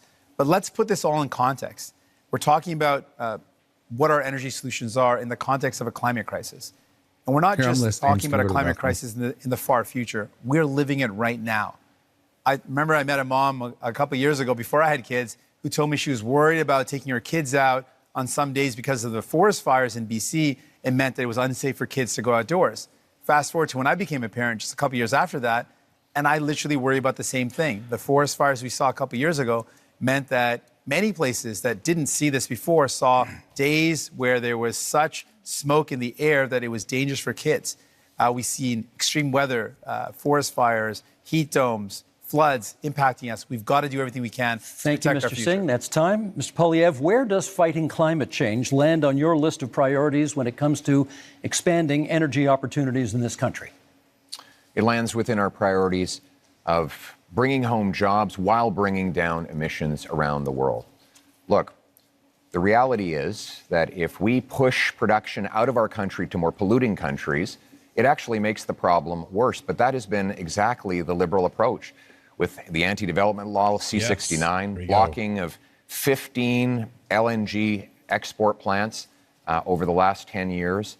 We have seen more of those jobs go abroad. I want to bring them home. My plan will be to approve, for example, natural gas liquefaction and export. If we sent our gas to India, for example, to displace half of their demand for electricity, we could reduce emissions by 2.5 billion tons, which is 3 times the total emissions of Canada. That's the way we bring emissions down and jobs up. It's common sense, and now it's time to bring it home. Thank you, Mr. Poilievre. The next question is for Mr. Carney. How would your government fast-track pipelines and mining projects while also following the Supreme Court decision that requires consent of Indigenous communities? Well, I think the first thing, and this goes back a bit to where we started, which is recognizing that we are in a crisis. We need to act with maximum force, and having a process and a consultation, but a consultation with a purpose, which is to identify those projects, those investments of national interest that are really going to move the dial in terms of growth, jobs, energy security, while being consistent with long-term competitiveness, which necessarily means lower carbon. And so part of that process is ensuring that First Nations, Indigenous peoples, are there from the start. It also includes their ability to participate fully in those projects, and that's why, and I can tell, you've got to tell on when I've gone on too long, so I'll finish up, which is, that's why we're doubling, our proposal is to double the Indigenous Loan Guarantee Program to $10 billion. What does that actually mean? It means an ability for them to invest equity in those projects and be full partners. Thank you. My tell is my clock, and my clock is at 0, so that's how it goes. Monsieur Blanchet, do you still oppose pipeline construction in Quebec, even though a majority of Quebecers now apparently say they support it? We will know about that when we have held the debate about that, which has not begun yet. We are just beginning it. First, we are hearing very creative numbers, and we are being fed nonsense. And we will be back to it in a few minutes. But energy, trade, commerce is from south to north or north to south. And it's true in Quebec also. In a little more than 3 years, Donald Trump won't be in office. And there will be not one more pipeline having been built once we get there. So let's be serious, responsible, and we will be back with the numbers. We don't want to pay in Quebec for such monstrosities which will provide us with nothing. We now move to open debate, and you all will get a chance, or have had a chance, to get the first shot at this. And Monsieur Blanchet, it is your turn to get the first shot. Canada has a substantial supply of critical minerals which are in high demand. Are you in favor of allowing these minerals to be mined? Of course. It has to be done properly. Quebec has probably the most important clean phosphate reserves in North America. In Saguenay-Lac-Saint-Jean, it is very important. It has to be exploited. This is the best way to use Paul Saguenay as an infrastructure that we need. We have lithium. Everybody needs lithium. Transportation has to be taken from oil to clean energy. This is what we want to be working on. It is part of the specifics of Quebec economy. So we are in favor of that.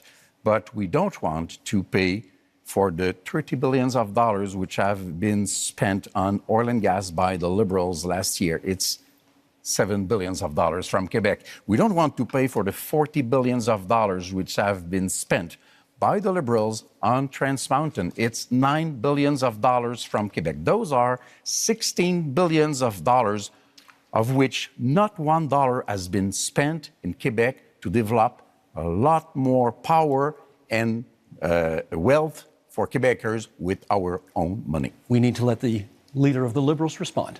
Well, actually, I was going to pick up on the enormous opportunity that exists in Quebec, exists in Ontario, exists in the north of Canada, really exists across this great nation in terms of critical metals and minerals.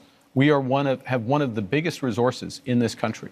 And it's not just an enormous economic opportunity, it is a strategic opportunity for Canada.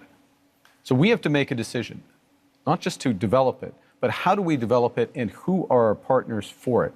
Do we become more dependent on the United States, which is what they want? By the way, President Trump this week said he might put a tax on critical metals and minerals, just showing again the job is not if I may. And so the discussions to negotiate, if I may finish. Let's let him finish. Let me finish.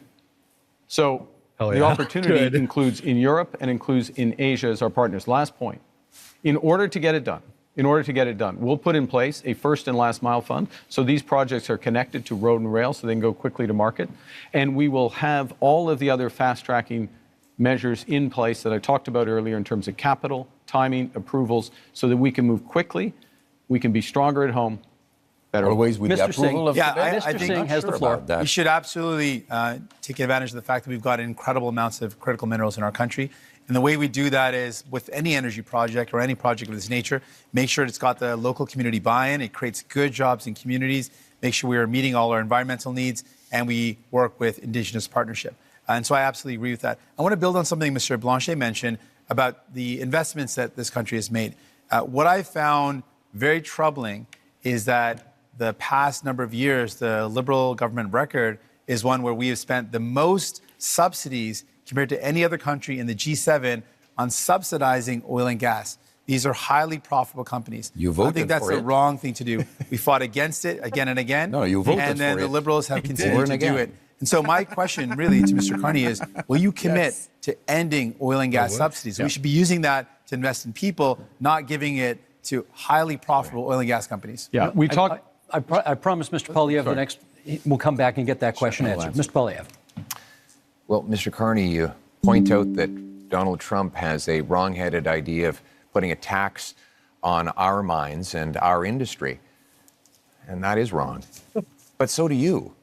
You want to apply a massive industrial carbon tax on Canadian mines, Canadian steel mills, Canadian aluminum plants, You want to let them just Canadian as much as they oil want? and gas. And your idea is to double the tax that Trump He's getting is kind of applying flustered by hitting him them a interrupting second him, eh? time.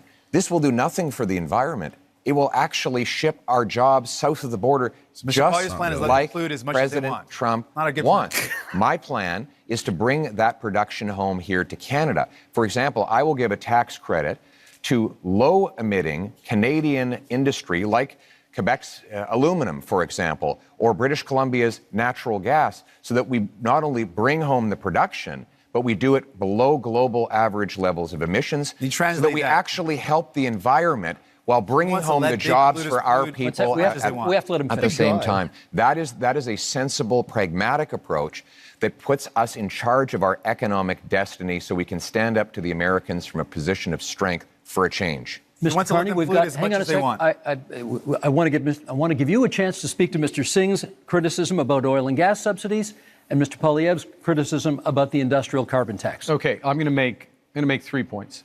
I'll make 4 if you want me to respond to that, but I want to make 3. The first is that I answered this question last night, but I think the puck had already dropped in the Canadians game, so not everyone heard it. Yes, end to oil and gas subsidies. That's why you need new Democrats. Secondly, I would have done it independently. Secondly, recognizing He isn't that the interrupting biggest Cal. component of that was the cost of building Keystone. Keystone, which is the pipeline which has helped to increase oil and gas oil exports rather by 50% in this country. That is an asset of the people of Canada. We own it. And the question of what to do it. So it's not a subsidy that has disappeared, it's actually an asset of Canada. The third point, though, in terms of where the oil and gas industry, particularly the oil industry, wants to and needs to go, which is to become low carbon in the production and transportation of oil. One of the big projects we need to move forward with is carbon capture and storage, the Pathways Project, so that we have oil and gas that is competitive, not just today, 10 years from now and 20 years from now, as the world uses less. We want to have more market share. We need to do Mr. Carney, that. My government will move that. But by definition, a subsidy isn't when we buy a pipeline. I'm talking about subsidies that go to oil and gas companies, independent, separate from the country, oil and gas companies. That's what I'm talking about. The figure you quoted last night included the cost of the pipeline. Do you want to address his point? Billions of dollars are spending. We got to stop spending. Sorry, can we get you to address his point? How much will the industrial carbon tax add to the price of a car? And so the first thing I want to say is I'm going to address the broader point. The broader point is the entire absence of a climate plan from Mr. Poilievre, which, by the way, is going to put our industry and our country at a disadvantage as we're looking for new trading partners. Guess what? Most people want to deepen our partnership in Europe, in Asia. Those countries care about whether or not you've made progress. Second thing is, we're designing a program so that the big polluters pay Canadians at home for making responsible climate choices, for retrofitting their home, getting their emissions down, or improving otherwise. And that is smart climate policy. It's better for the big polluters, and it's better for Canadians. Chair Poilievre. Mr. Carney didn't answer my question. I asked how much would an industrial carbon tax on Canadian steel add to the price of a car? And he won't answer because he knows that it will be very expensive because there's lots of steel in cars. Now, Mr. Carney has temporarily But you know the answer? hidden the carbon tax. You're just throwing out thousands of dollars. Thousands of dollars. When you add taxes to steel, you raise the price of everything that uses steel. When you add taxes to the when you add the carbon tax onto the price of, for example, fertilizer, you increase the price of food. So while Mr. Carney has temporarily hidden the Liberal carbon tax at the pumps while keeping the tax fully in law and planning to raise it after the election, he's also going after a tax on our industry that will ultimately be passed on to you. After a lost Liberal decade of rising costs, we cannot afford a fourth Liberal term. We need a new government that will fully axe the carbon tax, increase the jobs that we have here in Canada, and bring down your cost of living. We got just a little over 3 minutes left in this segment. So, Mr. Singh, I want to ask you, do you think climate change is still a priority from Canadians? You're out there. What are you hearing?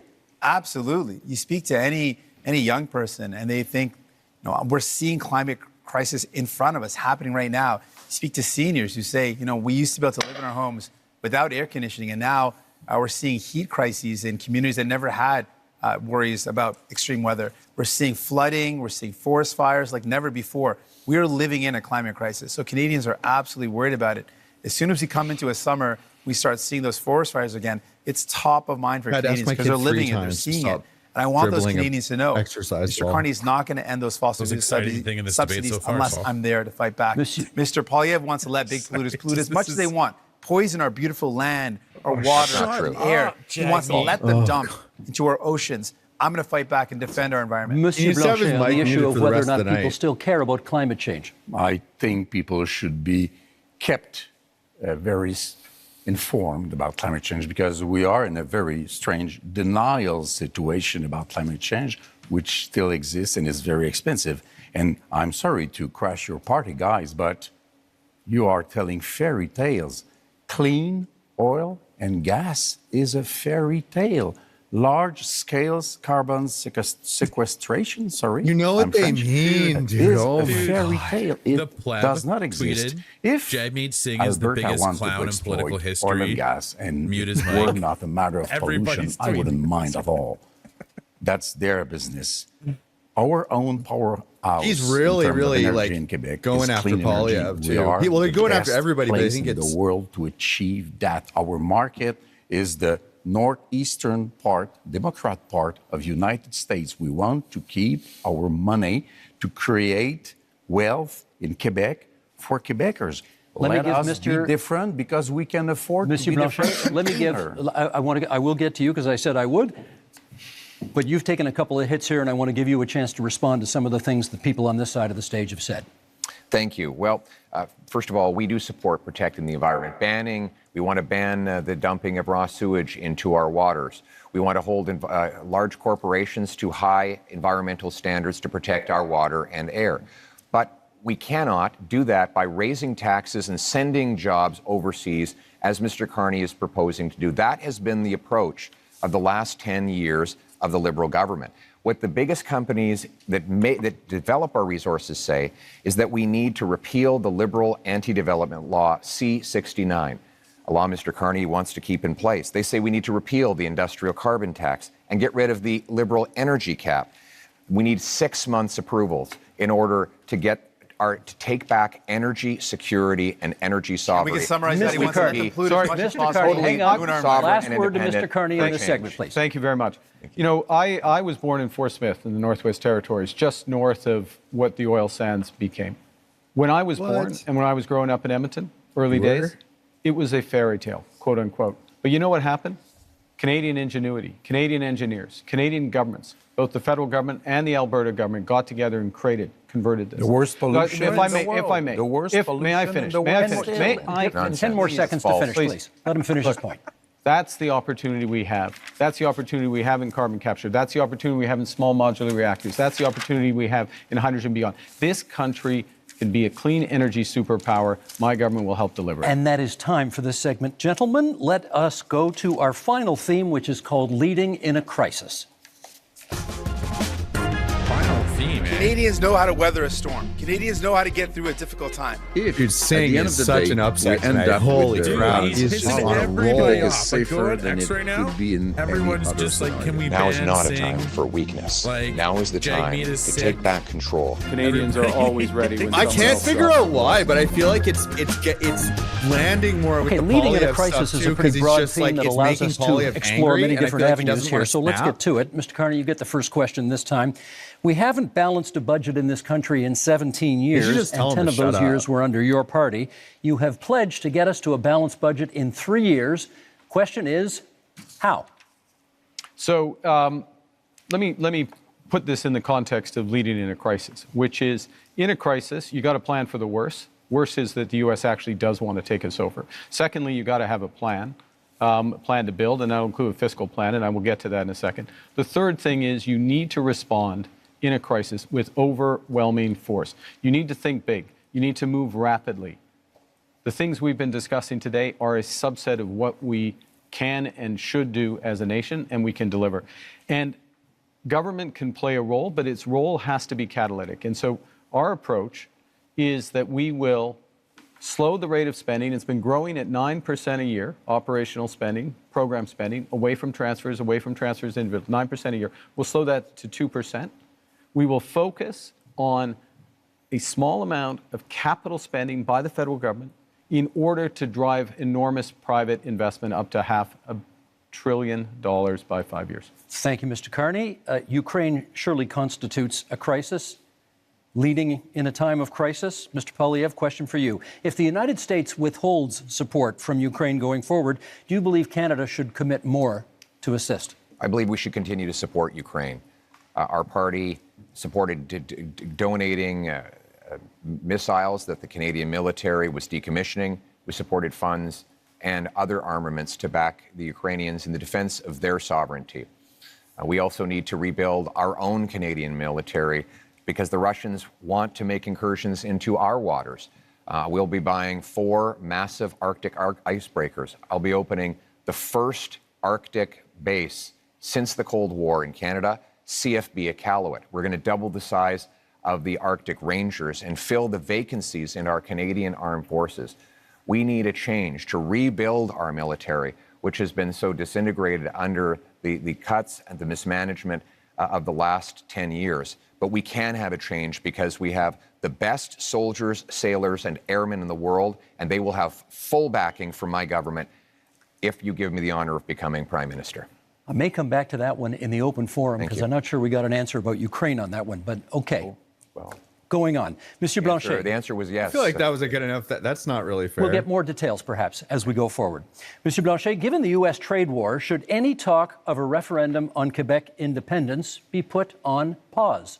That one is easy. It will happen only after the negotiation is over, and that's a good thing. I want to say I support the idea. We must help Ukraine, but we also must help the civilians of Gaza, and we must destroy Hamas, which is a terrorist organization. You know what? I don't want to be the leader of Canada. You will understand that. I don't want to be prime minister. But I can offer to be a partner, a responsible partner, a collaborative partner.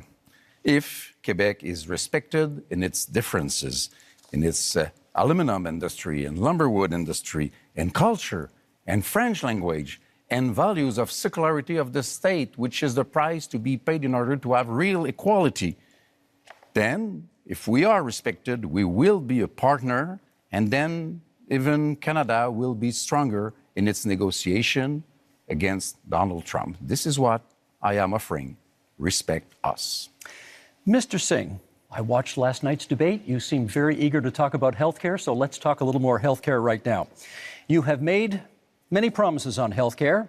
If a province says to you, we'll take your money for healthcare, but not your conditions on how to spend it, what do?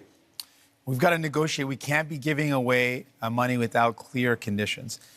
We're in a healthcare crisis right now, and a crisis that is hurting people across this country. People are waiting desperately in line in emergency rooms for hours and hours. Seniors are waiting for years and years to get the care that they need for surgeries that would remove pain or help them deal with mobility issues. We're in a serious crisis. Healthcare workers are burnt out. They are overstretched. And what we're seeing is more and more privatization, and that is hurting our public universal healthcare system. So we've got to fight back against it. We cannot allow our public money to go to a for-profit private clinic lining the pockets of a rich CEO or investors instead of going towards care. We need to make sure that we are investing in solutions where care gets to people, not profiting those at the very top. And so that's my commitment. I'm going to fight to make sure we defend our healthcare against the threats of Americanization and privatization. Okay, we now go to open forum debate, and perhaps Mr. Poilievre, you get the first word here. This might be a good time to put a little more flesh on the bone of what you think Canada could do for Ukraine if the U.S. backs out. Yes, and my answer is that we should continue to support Ukraine. We don't need to follow the Americans in everything they do. When they're wrong, then we will stand on our own and with other allies. And with respect to Ukraine, that of course includes support with intelligence, equipment, armaments, but it also includes defunding Putin. Right now, Vladimir Putin has a monopoly on the European energy market because, frankly, the Liberals blocked exports of Canadian natural gas off the Atlantic coast. They blocked multiple projects. I would rapidly approve those projects on national security grounds so that we can actually ship Canadian natural gas over to Europe, break European dependence on Putin, defund the war, and turn dollars for dictators back into paychecks for our people. Mr. Carney, you wanted to add? Well, I want to go to the situation in Ukraine because it's very important. We've been Canada has been a steadfast ally, and Canadians have stepped up, welcoming Ukrainians into their homes and supporting them in other ways. In my first month as Prime Minister, we joined the coalition of the willing to support Ukraine as the U.S. stepped back. So led by France, the United Kingdom, with Ukraine numbered European nations, Australia, ourselves, New Zealand. That's an example of how the new world is going to be. Canada participating in these areas and helping. It also means open trade. Mr. Poilievre voted against free trade agreement with Ukraine. It means aid for Ukraine. Mr. Poilievre wants to cut foreign aid, including for Ukraine, or not. He didn't mention support for aid for Ukraine. We have to stand by them. We have to be there, and this government has been. Mr. Singh. New Democrats absolutely support standing with Ukraine, and will continue to do that. But I appreciate the opportunity in talking about leadership in crisis, talk about many of the crises that we're up against. And one of the crises we're up against in our country, with the threat of Donald Trump, with the threat of the trade war, and with the privatization and Americanization of our healthcare system, is the healthcare system. And what we have learned today, Mr. Carney mentioned slowing operation spending. That's a cut to services. He said his plan. He has a plan to balance the operating budget within 3 years. That's going to require massive cuts to spending. We calculated that at $43 billion in cuts. In fact, Rosemary Barton, when he was on the show on February 16th, he said He would cut spending. He said it would be in operations. He defined it as transfers in health. And finally, longtime Liberal and former House Leader Karina Gould said that Mr. Carney's plans would mean massive cuts. That's the only way to achieve it. So, Mr. Carney, do you think it is leadership to cut health care at a time when it is in crisis? I think it is wrong. We can't do that. We will not cut transfers for healthcare. We will not cut healthcare spending, full stop. But we'll Mr. have Carney, a detail, if I may. Who do we believe, Mr. Carney today, or the one he spoke on Rosemary Barton's show on February 16th? I did He's not. the one that repeated again that he would cut spending. Who do we believe? If I may, consistently said we'll preserve all transfers to the provinces, including the increases. We will preserve all the transfers to individuals, I won't detail them all, but there. So we're looking at addressing an operational spend, which is about $150 billion. We will address that. We will make it more efficient, and we will do it in 3 years, and we'll balance that budget. Monsieur Blanchet. I am 6 minutes behind Mr. Carney, so I will speak a little bit longer. First, I will support any initiative which will bring Canada aligned with Europe and NATO in order to be stronger and facing new threats. Good. I believe that 2% won't be enough. I'm not more in favor of war than anybody else, but we have responsibilities, and our main ally is removing himself from the stage. So we have to step up. We have to do our part. I want to go somewhere else entirely, however. I want to ask Mr. Carney, if we're speaking about leadership here, if Quebec and Canada were to say, you are not being given a majority government, there will be more conservatives than you would like, maybe more New Democrats than you would like, and more people from the bloc than you would like. Will you accept, because you don't seem to be very eager about that, to deal with people which basically are more experienced than you are, as legitimate as you are, and would be more representative altogether than you would be being alone in your little kingdom? And I want also to propose to you all guys that 1 week after the election, we all meet, whatever the result, and we start dealing with this crisis together, because this is what people, either they are from Alberta or Quebec or wherever, this is what people expect from us. Mr. Carney, is that something you could get behind? I look forward to meeting with everyone. You're welcome to come. He's Steve, asking about a date right now in the debate. Week after twice, but that's also, but in all seriousness, that's not very respectful. No, but I'll that's come. not very but I'm respectful. I'm coming. On peut jaser. This guy. Okay, I will. I come to the core. On jase. Yeah, okay. I'll come to the core. Look,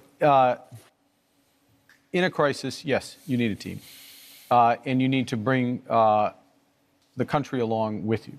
So what I did in the first week was to bring the premiers together, meet with all the Indigenous leaders, and move forward in that context. Now the question is, who's going to lead out of this?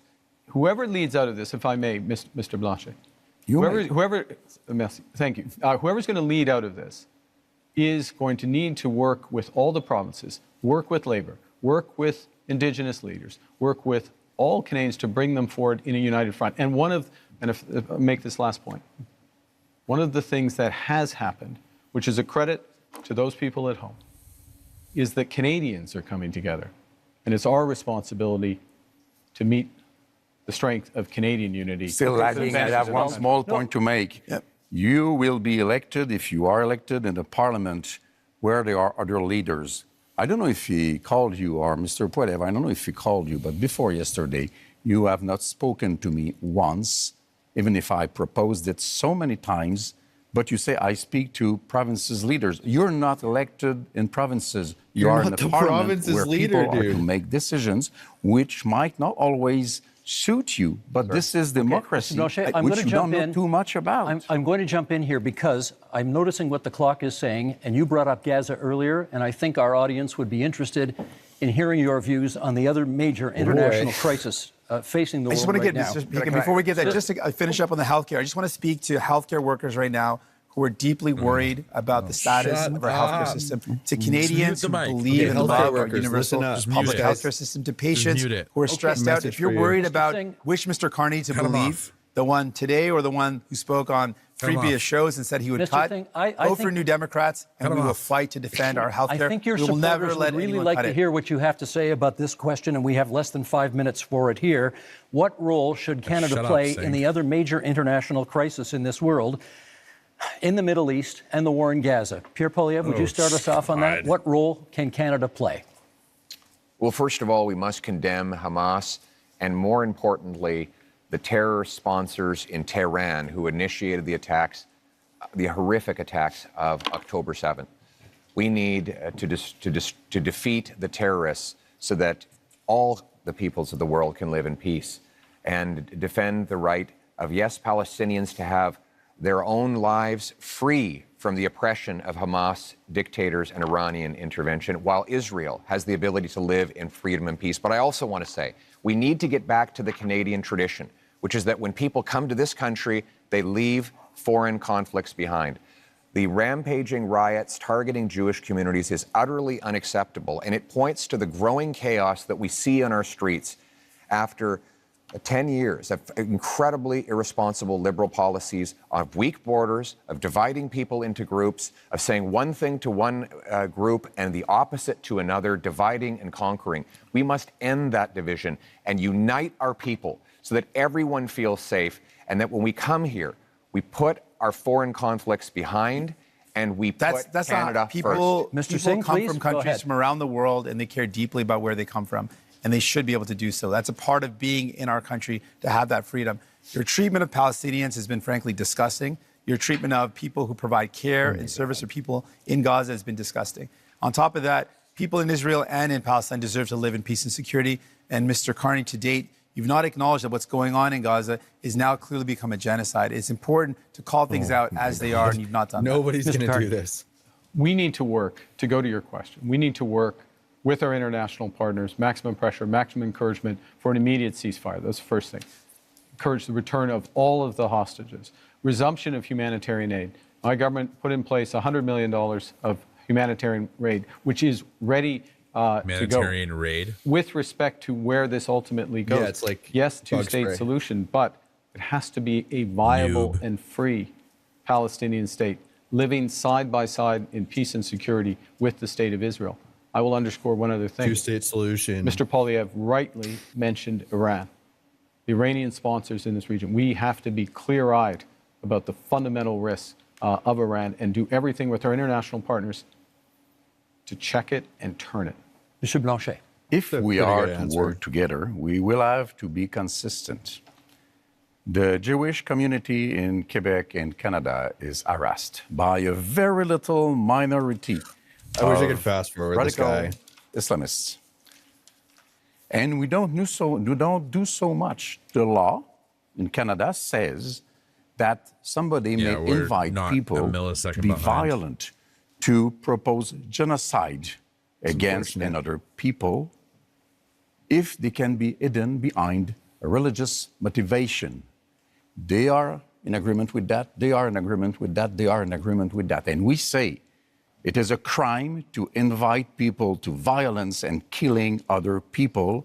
And this is what is being done very often in Canada and Quebec with the approval of the Criminal Code of Canada. And we are saying this has to be changed. We have to change what we do before we want people elsewhere to change what they do. Last minute in the segment, Mr. Poilievre. This is about crises and leadership. And one crisis we have is in immigration.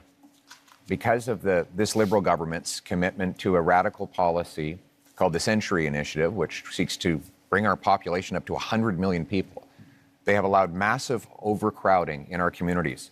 That has caused housing shortages, job shortages, Don't blame immigration and for healthcare the fault shortages. of your government. And if I could, the fact that you did sorry, not I didn't interrupt you. Oh I did not interrupt you.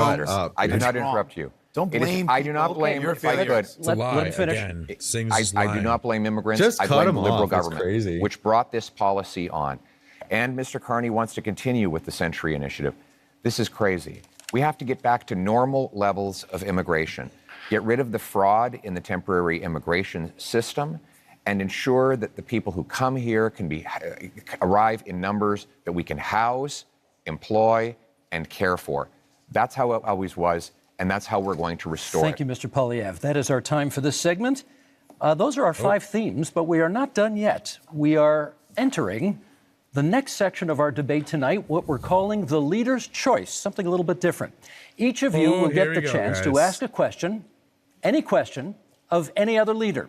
You can then debate the answer. Did they let them know that ahead of time? On one will last for 3 minutes. So, Mr. Singh, you have the first option here. Who do you want to ask your question of? Mr. Carney. Go for it. Mr. Carney, as chair of Brookfield Investments, your company is one of the biggest tax dodgers in Canada. As chair, you approved decisions where Brookfield Investments bought up affordable homes, kicked out the tenants, and jacked up the rates. As Prime Minister, one of the first things you did was a tax cut that helped out mostly millionaires. And you have a plan to cut services for people. Now, I expect that of Mr. Pierre Poilievre and the Conservatives. That's very much a conservative plan. But my concern is that doesn't sound like what people want for a Liberal leader. So my question to you is, Mr. Carney, whose side are you really on? Thank you very much for that question, Mr. Singh. I'm on the side of Canadians. I'm in this for Canadians. I work for Canadians. But your track record doesn't show that, though. No, he behooved the track question by public service, asking that at the end. for this country. Go back to something Mr. Blanchet referenced earlier, which is have I resolved any crises? We're in Quebec. If you ask anyone in the finance industry, if you ask anyone in government in Quebec in 2008, they'll know that I resolved the biggest crisis in Quebec. Yeah, you won't have fun. But 60 million. But I'm in fairness with Mr. This is for these two. Mr. Singh. Yes, I have had a long career in the private sector. I'm proud of that career. I've always acted with integrity, and it brings me with experience that I can apply in this moment of crisis. And you certainly have served the country. But the problem is, who have you served? You've served to benefit those at the very top. You jacked up the price of homes for people living in affordable homes as a strategic decision. You dodged taxes. And then your decisions as Prime Minister show you're not prioritizing people, but you're prioritizing big business, billionaires. So what have we done as a government directly? So we've gone directly to workers using all of our proceeds from the tariffs, committing all of them for workers, the workers most affected in industries. The employment insurance isn't unlike others who plan to use them to cut taxes. We are focused on the EI is not high enough, though. You have to accept that. Right now, there will be additional programs. I am fully confident that the next government, whatever government is formed, certainly if I'm in the next government, we will make additional programs. But you didn't do that so far, though. Well, I can't. You couldn't. Well, you couldn't, given that we're in an election process. You could have increased the amount, though. May I make a core point here, if I may, which is that when you think about workers here today and people watching at home, particularly younger people, there is an enormous opportunity in the trades, in the skilled trades. We are going to build this country in a way that has not been seen before. We are literally talking about hundreds of thousands, not jobs, but careers in the trade. And that's why we're investing in apprenticeships and mid-career. But I think people are worried, Mr. Carney, if New Democrats aren't there to force Liberals to make sure they remember about people they will forget. Gentlemen, that is time. Thank you for that. Monsieur Blanchet, you have the next question. To whom would you like to put it? Mr. Carney, you avoided Here we go. I would say skillfully the questions of Mr. Singh. But first, let me correct something. In 2008, not so much by your decision, $10 billion were given to car industry in Ontario, while 60 millions, not billions of dollars, were lent to lumberwood throughout the whole of Canada. I don't believe that's the right way to manage a crisis, since you did not recoup the money from the car industry. Then, you have been the manager of Brookfield. It's supposed to be a green investment fund, but we now know that 50% of the investments they probably offer a green investment fund, you idiot, is in fossil fuel. It's not so green. You seem to want to support oil and gas industry. That's interesting. You want to support prefab housing, and it's also in the investments of Brookfield, but not in Canada.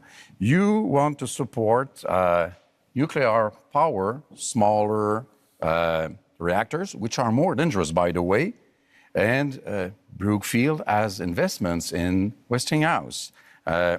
You have hidden the money of Brookfield in Bermuda and Cayman Island. $30 billion.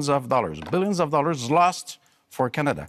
You are having your taxes being paid by families, workers, elders in Canada and Quebec instead of paying your own taxes. So I want to know, will you, before the election, reveal all the details of your assets as Mr. Singh has done, as Mr. Poilievre has done, and as I have done? We have how much the right he's going to have like 50 under seconds those to answer. circumstances. Let's let him answer. Well, the first thing is, I want to say a word about, I'll say a word Filibuster. about, you know, Slow this talks. is a Canadian success story. It is Why the would he largest hurry up? infrastructure investor and developer I know, in the this world. is such a trick. It is one of the largest, if not the Describing, largest, 20 seconds developer in, just of describing. renewable power in the world. And who benefits from that? That's Canadian pensioners. That's Quebec pensioners. That is teachers. That firefighters. It is a series of people, including individuals on this stage, benefit from that. Now, always acted with integrity, served the shareholders of Brookfield when I was there. I have left that. I have followed all the rules well in advance. So let's I have followed reveal all your the assets. rules well in Let's advance. reveal your assets like we all did. And working for the people of Canada. What do you own? Why that don't is you time, tell gentlemen. Canadians and That is Quebecers time. what you own? Mr. Blanchet, we're moving on to Mr. Well, Poilievre now, who has his time is opportunity to ask the piece of question of crap, whomever dude. he'd like here. And that How will was he be supposed to answer any of the Mr. all Carney, those questions? but if I could Look him up. begin by setting the stage. The choice in this election is, after a lost Liberal decade of rising cost and crime and a falling economy under America's thumb, do we want to elect them to a fourth term? Or do we want to change? Change so that you can afford food and homes. Change so that you can be safe on your street, and change so that your paycheck grows faster than your cost of living. Change with a new Conservative government. Because Mr. Carney is not change. Mr. Carney, in 2020, it was recorded, you began advising Justin Trudeau. It's still on the Liberal Party website today that you are Justin Trudeau's economic advisor. They might want to update your website on that. On June 3rd of 2021, you said that inflation would be a sign of economic progress. And you advised governments, including Justin Trudeau's, your Liberal government, to print money, which led to the worst inflation crisis in a generation. Now, that means that mothers went to bed with empty fridges and empty bank accounts, worried how they'd feed their kids, that seniors worried they'd be evicted from their homes, that young people believed they'd never be able to own a home in the first place. Now, in retrospect, that you look back on the Liberal decisions that you advised Justin Trudeau to take, will you look at the camera in the eye and apologize to the many people who suffered as a result of the inflationary policies that you advised Justin Trudeau to implement? You know, I said earlier, but I'm going to say it again. I know you want to be running against Justin Trudeau. Justin Trudeau isn't here. Are you denying you were his economic advisor? I did not provide any of that advice. I did not provide any of that advice. It's on the Liberal Party website. I'm sorry. Are you accusing your Liberal Party of lying about your role? Because it says today you can go to the Liberal Party website now, and it says that you were Justin Trudeau's economic advisor. The way you judge someone, in my view, is how they act, what they do when they have responsibility. Twice I was a central bank governor, and in both cases, if I may, in both cases when I was responsible for inflation, inflation was less than 2%. I'll add that when I was here responsible for the Bank of Canada, inflation was less than 2%. Our dollar was at parity. That is the kind of success that I can deliver for this country coming out of this crisis. And what is at stake here? You were the economic advisor to Justin Trudeau that gave us the worst inflation that we have had in a generation, because the policies that you implemented and those of the MPs that are still in your ministry. To the fellow Canadians, crisis which the last 10 years has been about the Liberals. The next 10 years should be about you. And that's time. Mr. Carney. Damn, dude, he got him. Good news is the next question is yours. Well, I'm going to ask myself a question. Actually, I'm going to ask a question which has been troubling me, and it's troubling me because, you know, we are in a security a very clearance dangerous thing, and divided for world. sure. Who is it to? I'm going to That'd ask a question, be such Mr. a Poilievre. waste. Why not? We're in a dangerous and divided world. We talked earlier about the challenges in the Middle East, the threats from Iran, threats from Russia, Russia's aggression in Ukraine. We have the threats from China, which I raised. We have the United States, which is fundamentally changing its security relationships, its commercial relationships. We have all this.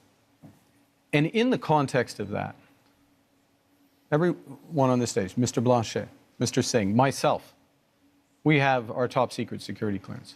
We have our top secret security clearance. I got mine within 3 weeks. It wasn't hard, but I felt it was important that I had it so I could be in a position to be informed about that dangerous world and take decisions at.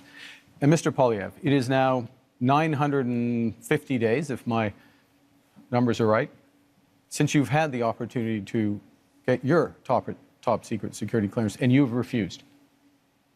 Why? Well, first of all, I have got my security clearance when I was a minister. I got top secret clearance at the time, so there's no problem getting that. But when the government made this recent offer, they said that if I got the secret security clearance briefings, that I would be gagged under the security law, and I could be prosecuted if I spoke freely about matters of foreign interference. Now, given that Canada has experienced Chinese interference by Beijing, the government of China, in 2 consecutive elections, I needed to do my job to speak freely without fear of prosecution.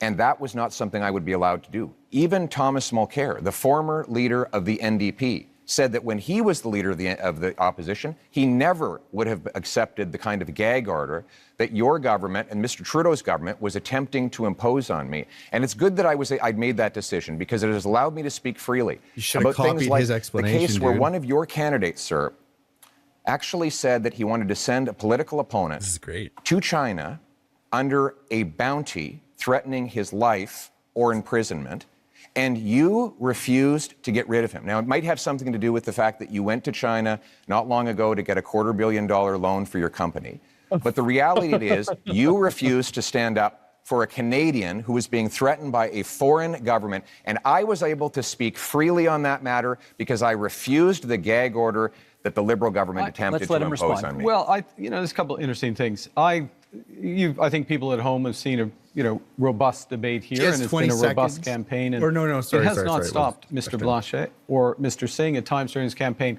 by making challenges with respect to these issues. So one can address it. I will observe, as someone with the top secret security clearance, that China he can't keep on is going. not the only country that is accused of foreign interference. And gentlemen, that is time for this segment. That's our time. Now, closing statements are still a few minutes down the road, so we have a little bit of time for some quick hit Q&As for each of you right now. Short questions, 45 seconds, please, on the answers, and we're going to go left to right as I look at you right now. Mr. Poilievre, you get the first question. To the best of my knowledge, you have not offered a hard timeline, as the other parties have, to meet Canada's NATO commitment of 2% spending on defense. When would you hit that target? My aim will be to 2030. That said, when we renegotiate our trade deal with the U.S., I know it's their priority to see us increase our military budget.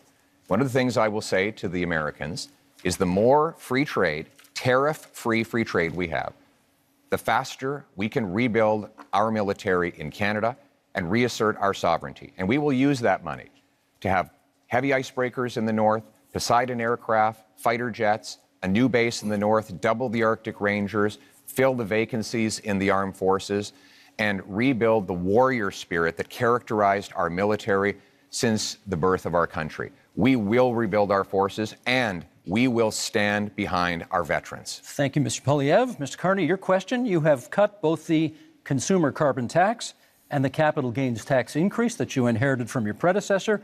Is that an admission that the Liberals made life less affordable for Canadians? I think let me give you the rationale behind both of those changes. First, with respect to the consumer carbon tax, in effect, it become too divisive for Canadians. Canadians received rebates. On the whole, they received more than the tax actually was. But some had represented that it was a tax without a rebate.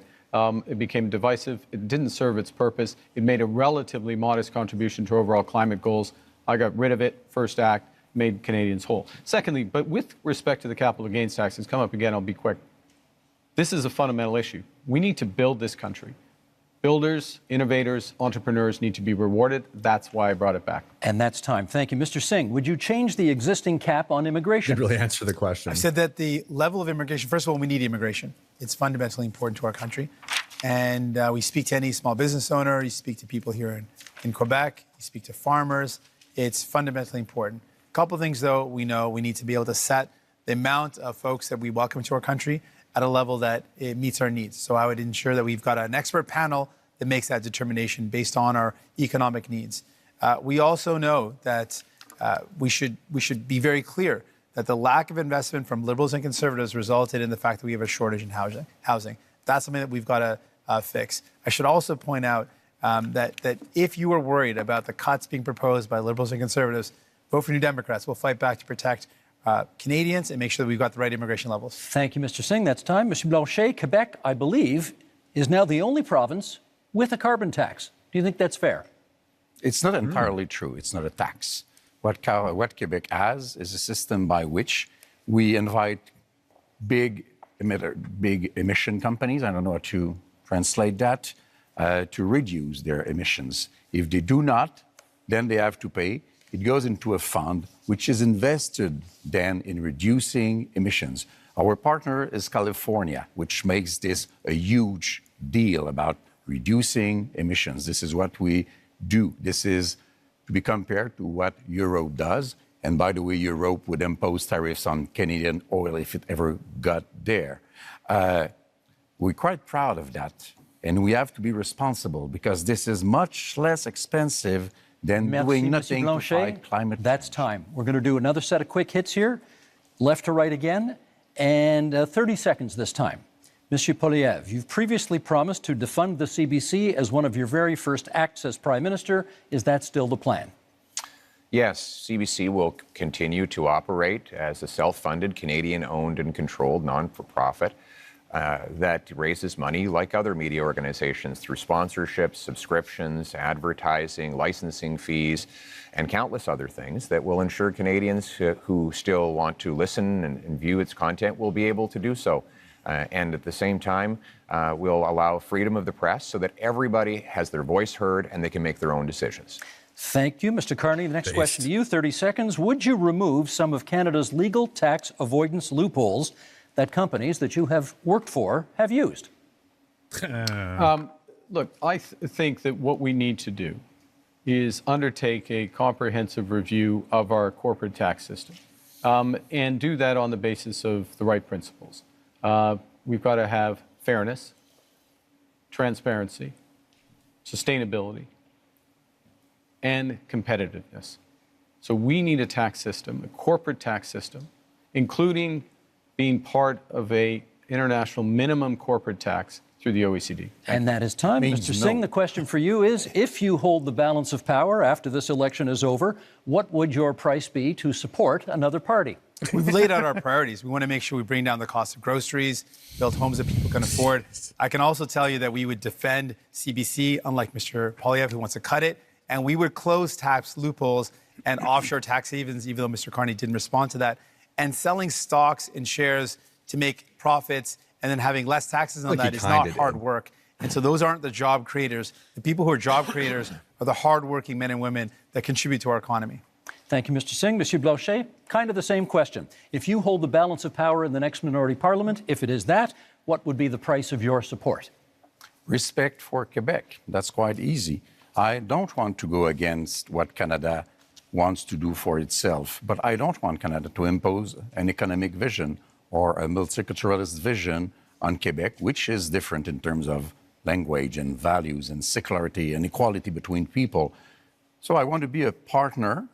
And if Quebec is respected, Canada has nothing to fear from the Bloc because we vote for what is good for Quebec it only has to be good for Quebec. Thank you, Monsieur Blanchet. Now, we have one last question for each of you. We'll go right to left this time as I look at you. Bit of an offbeat No, they question. canceled the Monsieur reporter Blanchet, questions, what is your so- biggest regret during this campaign? Ridiculous. That's a very good question. I'm not very fond of regrets, I would say, but we should have started These are sooner pretty good to questions. see that we had to create the environment for a deal in which Quebec and Canada would be, one bigger than the other, but partners to be stronger in front of Mr. Trump and showing that maybe nobody here is the partner to let go alone without being surveyed or controlled or supervised by a Quebec voice. Thank you, Mr. Blanchet. Same question, Mr. Singh. Your biggest regret of this campaign? Not being able to meet as many people as I would love to have. It's a short campaign, and so I can't get to as many communities that I wanted to. I think one of the honors of my job is to be able to meet people and to hear their stories, and then to take their stories and concerns and bring them to Ottawa and to fight for those people. And so I want you to know, even if I haven't made it to your community, I'm going to fight like hell to make sure that you're represented, that we never let any government cut our health care, that we defend the values that we care so deeply about. We make my life more affordable. That's my commitment to you. Even if I didn't get to see you, that's my commitment. Thank you, Mr. Singh. Mr. Carney, same question. Biggest regret of the campaign? I'm to be honest, it's the same answer. This is an astonishing country. It is an amazing country. And the opportunity and the responsibility that comes with it of being with Canadians, hearing their stories, their challenges, drawing strength and ideas from them, and working to be part of the solution is the greatest honor of my life. But the regret is that it is also a big country, and it is a short period of time. Mr. Poilievre, last word to you. I actually agree with these two gentlemen. I had a rule that at all my rallies, even when they're really big, I would stand in front of a flag and greet every single person and hear their stories and learn their struggles. And that was always touching to me, that they would put their faith in me or in any of us. Yeah. But we've been in such a rush because we have to get off to the next event, so we haven't been able to stop and do that. And I want you to know out there, I haven't forgot about you. Thank you. Thank you, Mr. Poilievre. It is time now for closing statements, and prior to the debate, you drew lots as to which order we would go in, and Mr. Singh, you get the first word on a closing statement. Certainly, thank you. Because you voted for New Democrats, we were able to build this country that we love. Universal health care and pensions, because you voted for us. Because you voted for New Democrats, we were able to fight to bring in dental care, pharmacare, and childcare. Because you voted for us, because you supported us. You have the power with your vote to send more New Democrats to Ottawa, to continue that fight, to make sure that no government cuts the things that we hold dear, like our health care, to ensure that we can do everything possible to make life more affordable by making it more affordable to buy your groceries and to get a home. I'm asking for your support in this election so that I can continue to fight to defend the things that make Canada, Canada, the things that we hold dear, the things that make us proud to be Canadian. Thank you, Mr. Singh. Mr. Carney. We are facing the biggest crisis of our lifetimes. Donald Trump is trying to fundamentally change the world economy, the trading system. But really what he's trying to do to Canada, he's trying to break us so the U.S. can own us. They want our land, they want our resources, they want our water, they want our country. It's actually crazy we didn't talk about it more. We're all going to stand up against Donald Trump. I'm ready. I've managed crises over the years. I've built strong economies. All you got. We will fight back with counter tariffs. We will protect our workers and those businesses, and we will build the strongest economy. We will build Canada strong. I'm asking for your support, the honor of doing so. Thank you. Thank you, Mr. Carney. Monsieur Blanchet. For 260 years and a little bit more, les Français, devenus des Canadiens, devenus des Canadiens français, devenus des Québécois, you have tried to have them become Canadians like all Canadians. But to no avail, we are different. So let's be economic partners. Let's have a voice chosen by and for Quebecers, an ally for Canadians as equals in front of Mr. Trump. Monsieur Poilievre. Only in Canada could someone start where I began and get to this stage. I was born to a single mother and adopted by school teachers who raised me to believe in the incredible Canadian promise that anyone who worked hard took my tip. could do anything. That promise feels broken today. Many of you worried about paying your bills, feeding your families, or ever even owning a home. You're worried your kids are in danger. But I'm here to say it doesn't have to be this way. With change, we can restore the Canadian promise so that hard work gets you a beautiful house on a safe street under a proud flag. We can do it with hope for a change. Gentlemen, thank you for a very spirited debate tonight. 2 quick points before we go. Number one of you celebrated your 60th birthday yesterday on this stage. Yves-François Blanchet, bon anniversaire. Merci beaucoup. No way. Secondly, you'll notice we didn't have to change the time of this debate because the Leafs already clinched the Atlantic Division title, and therefore we didn't need to move the debate to accommodate a hockey game. I'm getting back at my colleague who was in this position last night, and okay, go Habs go, that's fine. With that, we're done. Thank you, leaders, for being here tonight. We are just 11 days from Election Day, April 28th, but there are many ways that you can cast your ballot starting tomorrow at advance polls. If you intend to vote by mail, that deadline is April 22nd. Make sure to check your voter card for details or contact Elections Canada. This is your democratic right, and we hope you use it. Thank you so much for being with us tonight. I'm Steve Paikin. Good night from Montreal. So they canceled the reporter scrums. It's not there anymore.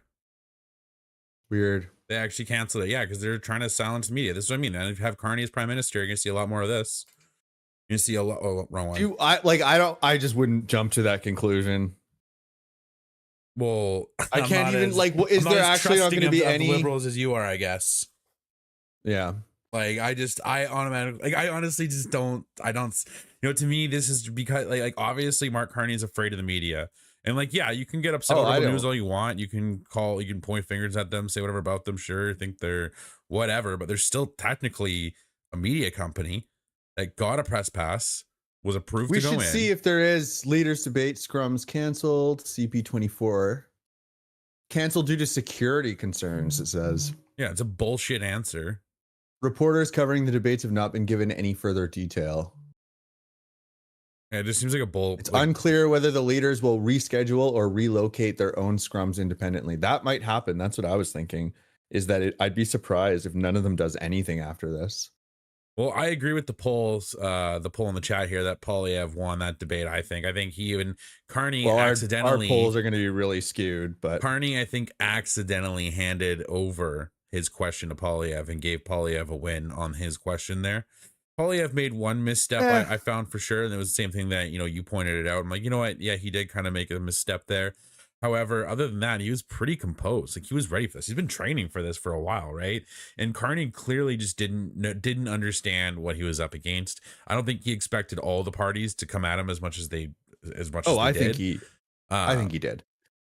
I think he did fine. I think that having so many debaters really helped him out. He fumbled so hard, dude. He fumbled on which part did you think he was opportunity to ask anyone a question? He asked Poilievre, of course, we all expected that, but the question he had was just ridiculous. This is all he has. No, because this is what I was going to comment on this. I think that Poilievre's answer to that was pretty weak. He just basically said, "I used to have one," right? And that he would have been gagged, but I don't know if that's actually the case. Haven't the other leaders talked about the Paul Tang thing? Have you researched this? Have you looked into it? Yeah, I have. No, I've listened to the Tom Mulcair explanation too, and I said I understand the argument more, but the only thing I don't understand is how is it that the NDP and the block, has nobody else been able to talk about the Paul Chang thing? Is it only Poilievre that's able to talk about it because he's the only one talking about it? He's the only one who's mentioned it. I thought, I'm going to look into this because I was wondering that. I was saying, that would seem really weird to me because the security clearance wouldn't cover stuff like that, I don't think. Well, no, because it would only be stuff that's a national security concern. If you really know what's going on, you're not allowed to talk about it and you're not allowed to lie about it. So you're not allowed to talk about you just can't talk about it, period. That's kind of the obligation that he gets put in, right? So how have they all been able to ask questions like this then? They didn't. When has Jagmeet Singh asked about it? when did Elizabeth in the May, House of Commons? When did Elizabeth May say anything but we all have it? There's nothing there. I don't see why he doesn't sign it. No, she talked about the. Here, just give me 1 second. My kids are. Yeah, well, I'm just saying. I definitely think that. I definitely think Poilievre himself took that question when Mark Carney came at him with it, and he was able to use it in a way to have a chance to speak to people who support Carney and try to win them over. And I think that's what that was about. Same with the question for Carney. That's what those questions were for to begin with, right? And this is what Poilievre knows is this whole thing was a big opportunity for him to speak to people who refuse to even listen to a word he says. Yeah, to talk to the people who've never been exposed to him, basically outside of how he's framed by other parties and by certain people in the, like, I would even say that the general perception of him, because he is not polling very well with women. That's like a real figure, I'm pretty sure, unless that's like a traditionally the conservatives never poll. really do. Typically speaking, like the conservatives, like when you look back at like historically, they don't really do that great. But and I don't think that's the big decider. I think the big thing is that women tend to be, you know, I think I was reading a statistic before saying that more women go to university than men. There's quite a few different statistics that might, you know, cause certain demographics to, you know, accumulate with others more. And I think that's where you start to get stuff like that. And it is represented in different ages, different genders, you know, like throughout voting demographics, right? Mm-hmm. For sure, So, yeah. I think it's, to me, the main thing about this whole thing is I think if it comes down to who gains the most of it, like who gains the most out of this, I think Poilievre gained the most. I think Carney, if anything, at his best case scenario is maintaining. But I think we saw kind of a Joe Biden moment in there, you know, because think about this. Really? Because, you know, granted, Joe Biden tanked way harder, right? But his opponent was Trump. Which his moment? opponent was Trump, right? I'm just saying every time Carney stumbled on his own words, it was like, I'm talking. It's like, well, what do you think is going to happen, buddy? Like, it's a debate. Like, you know what I mean? Like, no, I thought it was good. That's exactly what he should have done. That's what Poilievre should have done. I was surprised. Poilievre handled Singh. He just talked over Singh, right? That's how you handle it. You know? know? He was letting him interrupt him a few times. That's what I was surprised by. I thought he did kind of push back. Carney took a little while to even start doing that, but then he did. Him saying, I'm talking, and insisting that he has to finish what he's saying. I think that was good to see. And I don't think that that's like, I don't know. I didn't see it at all. I saw him let himself get cut off a little bit in the beginning, but he kind of gained, I don't know. He was more assertive at finishing things later on in the debate. I just think his only goal here was really to tread water, right? Because he's already leading in the polls. Yeah, well, that's why he canceled he canceled the questions afterwards because he wants to salvage his... He didn't cancel those. Who had the security issues? I don't know. Guaranteed it was him. Guaranteed, dude. It just sounds like a bullcrap reason to get out of it. Like, how do you just cancel the reporter scrums afterwards? Like, how do you do that? You know what I mean? Like, well, I'm assuming that there's still. We should look and see if there is media scrums somewhere else, because there could just be happening separate, right? They're not. They're just nowhere to be found. Federal leaders debate. Carney, Poilievre, Singh, and Blanchet spar in English forum. Post debate scrums canceled. Yeah, everyone's just talking about it. That's it. And it's just like they're like, no, they don't seem to care because they don't want rebel news. You know, God forbid someone asks a question. It's just so ridiculous. It does kind of feed into the theory that they are afraid of the media, in my opinion. Yeah, for sure. That's why I feel like, I don't know. I can't see it being a purposeful thing by the liberals. I don't know. Maybe it's just, I don't see any evidence for it. Right. Yeah. Yeah. And I think that depends on the person, Northwest Coast. But yeah, welcome back, Hurricane. Yeah. Well, glad all you guys watched it with us. Glad to see everyone was offering quite a bit of input throughout as well. I had to turn the chat off in a minute because I didn't want to cover all their faces when we were watching earlier and stuff. We were trying not to talk because I didn't want to talk over them. And we watched pretty much, we didn't have to pause at all. We didn't pause once the whole time. There was a couple times where we were talking over them, I think, but we were trying our best to hit the in-between moments there.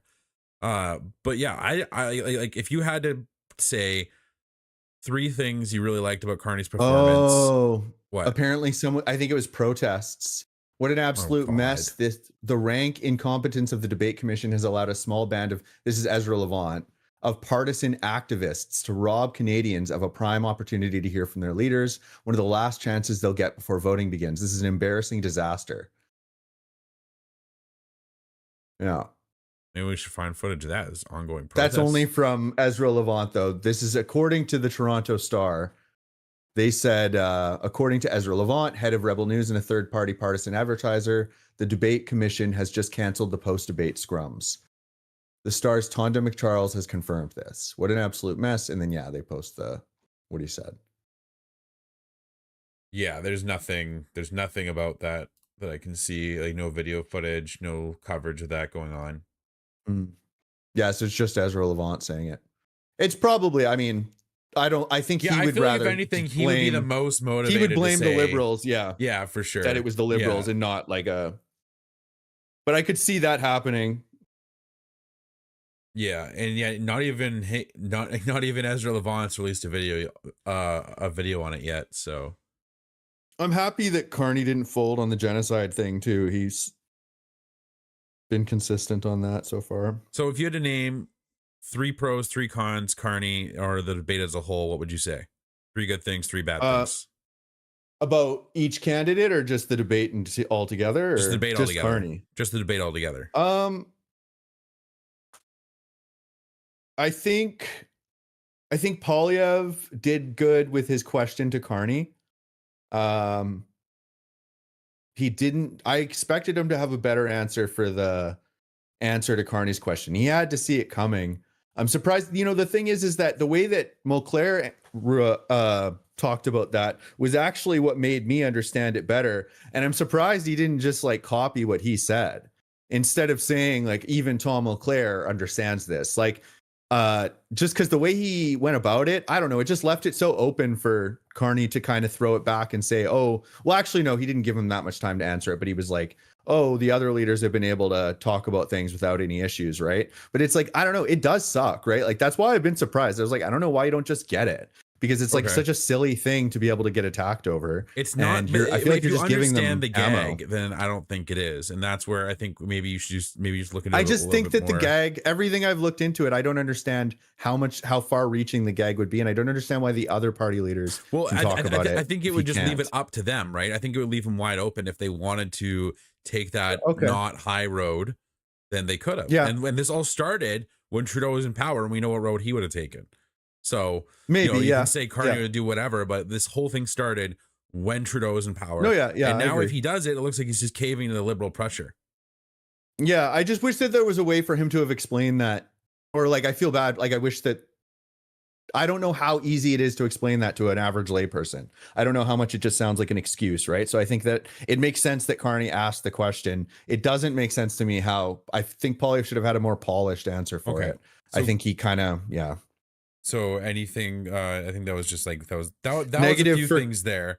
So that was you can count that as 2 there for sure. 2 negatives there. Sure. But for the negative, I'll say criticisms for Carney too. I think that he wasn't very assertive in the start. I think that I don't know how well he would have performed if it hadn't been for Jagmeet Singh, because I think that he saved him out of a whole bunch of like kind of hairy questions just by interrupting and being an overall nuisance. And at one point, I think Poilievre asked him something and Carney didn't even have to answer because Singh just jumped in and answered it for him. And then Poilievre addressed Carney back anyways, even though Carney never answered. So there was like a few times where, like Carney was kind of saved by Singh just being an annoying interrupting cow, as one of the chatters put it. Okay. And give me a couple positive things here about it. I think Carney did not drown. He didn't have any super embarrassing moments, in my opinion. Nothing that would like dissuade from somebody who I think would already vote for him from voting for him. I would say the same for Poilievre, but I don't think he was as strong as I expected him to be. Singh, I don't know. Yeah, that's basically my big takeaway. Singh and Blanchet were both just super annoying and kind of funny. Like they made it more chaotic, but they definitely didn't add to the debate. And it would have been interesting to see Poilievre and Carney go at it alone. I think Poilievre would have thrived in that environment a lot more. I think that it really helped Carney and hurt Poilievre having the other two debaters there, I think. Okay. Any more positives you got on it? No, the moderator wasn't very good this time. I think the moderator should have cut off Singh a whole bunch of times. He was a little too nice. Like, I don't know how he was nonstop. He was like actually super annoying. I can't imagine anybody seeing that, and maybe people who like that type of person, an annoying person, who's going to interrupt people and challenge people, I guess. Okay. I can see the type of person that might vote for him, but he's not going to win over anybody new, I feel like. Yeah, well, like my biggest negatives here, I'd say, Jagmeet Singh being number one. Just the fact that he was allowed to interrupt so much and wasn't, you know, it's one thing to like talk, like be background to the person speaking and be like false or that's not right. Like, you know, kind of what Carney and Poilievre were doing for majority of the time, I think is more appropriate. What Singh was doing was just like, dude, like maybe once, twice, disruptive. 3 times would have been okay, but like 5, 10 times, 20 times, it's like, it was the whole debate. Yeah, it's like give him like a 1-minute penalty or something. Number 2, I would say they kept picking Poilievre to answer questions first. So I thought he was kind of, because of where he was standing. So it was actually, if you look at Blanchet, it was either Blanchet or Poilievre for most of those that it was starting at, right? From what I recall. There was only once or twice where they actually had to answer all the same question, though. One thing I would say is that Poilievre, because I thought that one time when he was getting asked again, but that was when they were giving them all different questions, right? So they all had kind of the same amount of time to think about what they were being asked. I think it did hurt him on that one, though, where they thought, I can't remember what the question was, but I remember he had like 3 seconds to think of an answer, and him answering was everybody else got to think about it the whole time. Blanchet had like everybody else's answer to think about it, you know? Yeah. And like, I guess my final negative thing I would say is them canceling the reporter scrums at the end. So we didn't get additional time for them to each have 10 minutes of talking to reporters post debate. And possibly that might never happen now unless they make it happen. So that kind of sucks. Especially if they want to hide from the media like Carney's been doing. He can easily dodge that. I'd say 3 positives. I think it showed people who Carney kind of really is. And I think that he's the kind of person that is very inexperienced in a political climate or political system. I feel like he is going to be looking at things almost like the same way why Elon Musk is in government over in the US. Like, I just don't think that they should be. Just because you're in private corporation, you have successful business, or you're successful doing something that's unpolitically he's divested related from those interests. I still think it's, you know, it shows people who he is, just bland, kind of weak. Also a lot like Justin, I think. And so that's what I saw from it. So a lot of, not necessarily the charisma, or at least 2015 Justin's charisma, but in terms of the same kind of mottos, the fact that his only question was the security clearance thing, and then basically just let Poilievre talk for 1.5 minutes of his like I watched it. You know what I mean? Like, it's just like he literally didn't even, like, I think it was just nice to see how weak he was in a debate, in my opinion.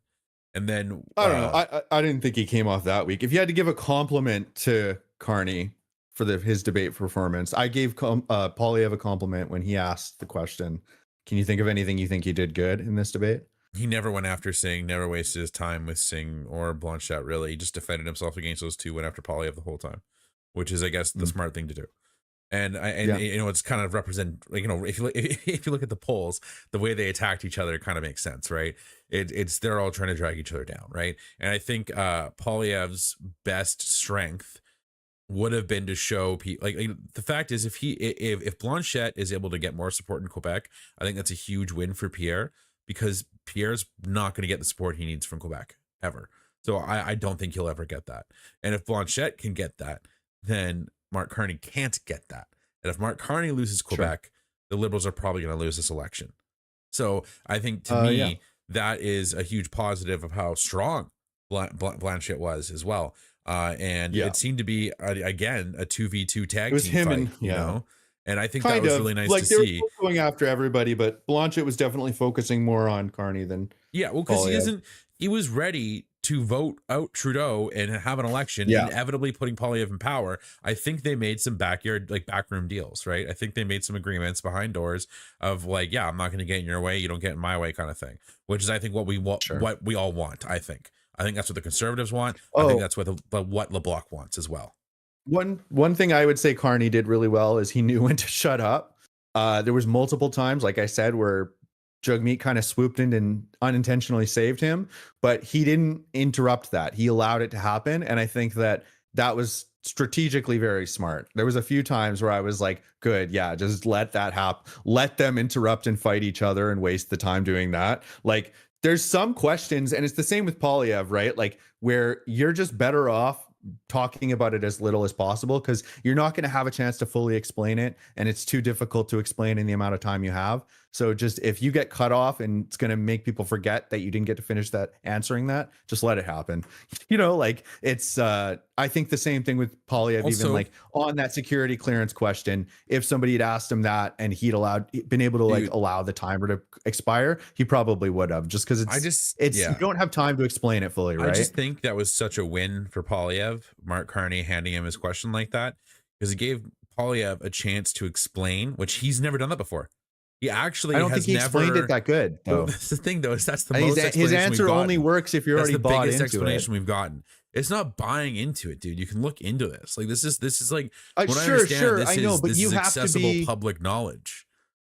It's not that accessible, though, because if you come back at them when you say, like, what is he not allowed to talk about, that he, like, does he know this stuff already? Like, a lot of people aren't going to draw that connection and say, oh, well, technically, like, they could write it so that there's stuff that isn't necessarily national security, and now he's not allowed to talk about it in the House of Commons, and this could, like, hurt him when he wants to bring it up or whatever. Like, it's something that you have to understand a little bit more how the system works in order to even get what he's saying, I feel like. Because if I tried to explain that to somebody who just randomly brought up, oh, why doesn't he have a security clearance, I think that guy's compromised. I've literally heard people say this, by the way.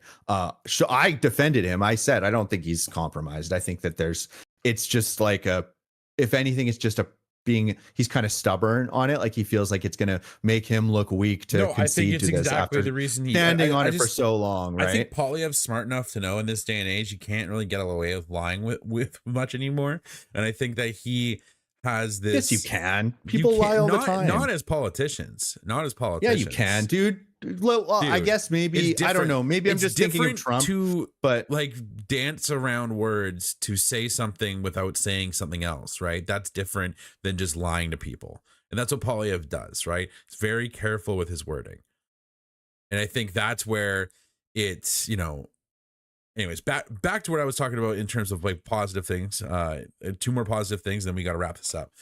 So more positive things I thought about the debate was, I guess I said a lot of stuff already. I think Poilievre came out on top. I think he came out looking strong. He also came out looking calm and patient and collected, and not like he lost his cool once again. Very calm and obviously a meticulous performance on his end.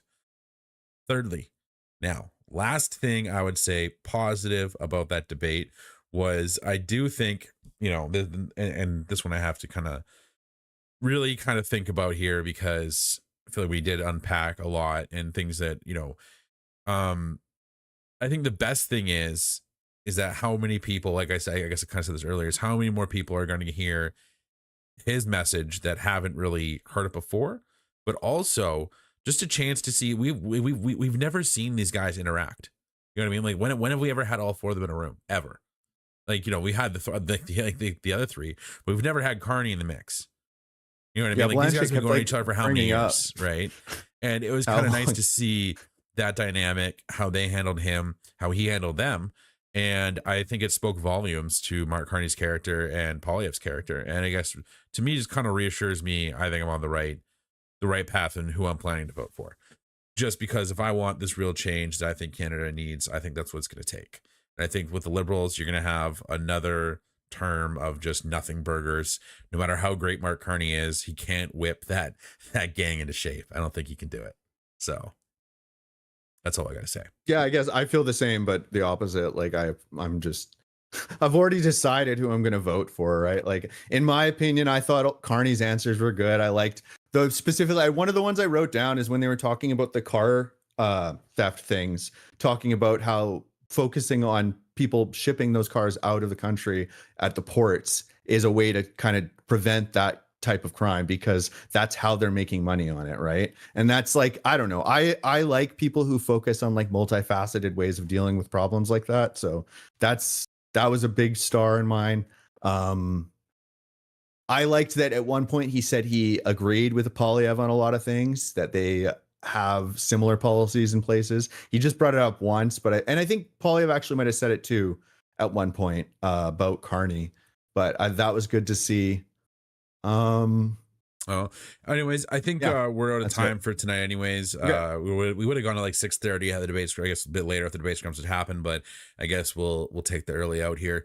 But thanks everyone for tuning in. Thanks to those who liked the live stream, by the way. Thanks to those who subscribed. We hope to see you come back, and we are signing off for pretty much the week. We'll be doing the members only stream either tomorrow or Saturday. I got to talk with Saul about what time or what time we're really gonna be doing that, but I will put that I'll put the schedule up as soon as I know, and any of you members will get a notification when it goes up 100%. So you'll be able to see when we're gonna be filming the podcast live. It'll be episode 4 this week of the Grounded TV podcast reboot, and you could become a member for as little as $1 a month, literally like a third of the price of a coffee these days in Canada. So but yeah, it's up to you guys. Thanks guys. Anyways, see ya. Thanks you guys. See Thanks you guys for your later. support. See ya on Monday. We'll be back for the morning show, 10 a.m. Pacific time. Stay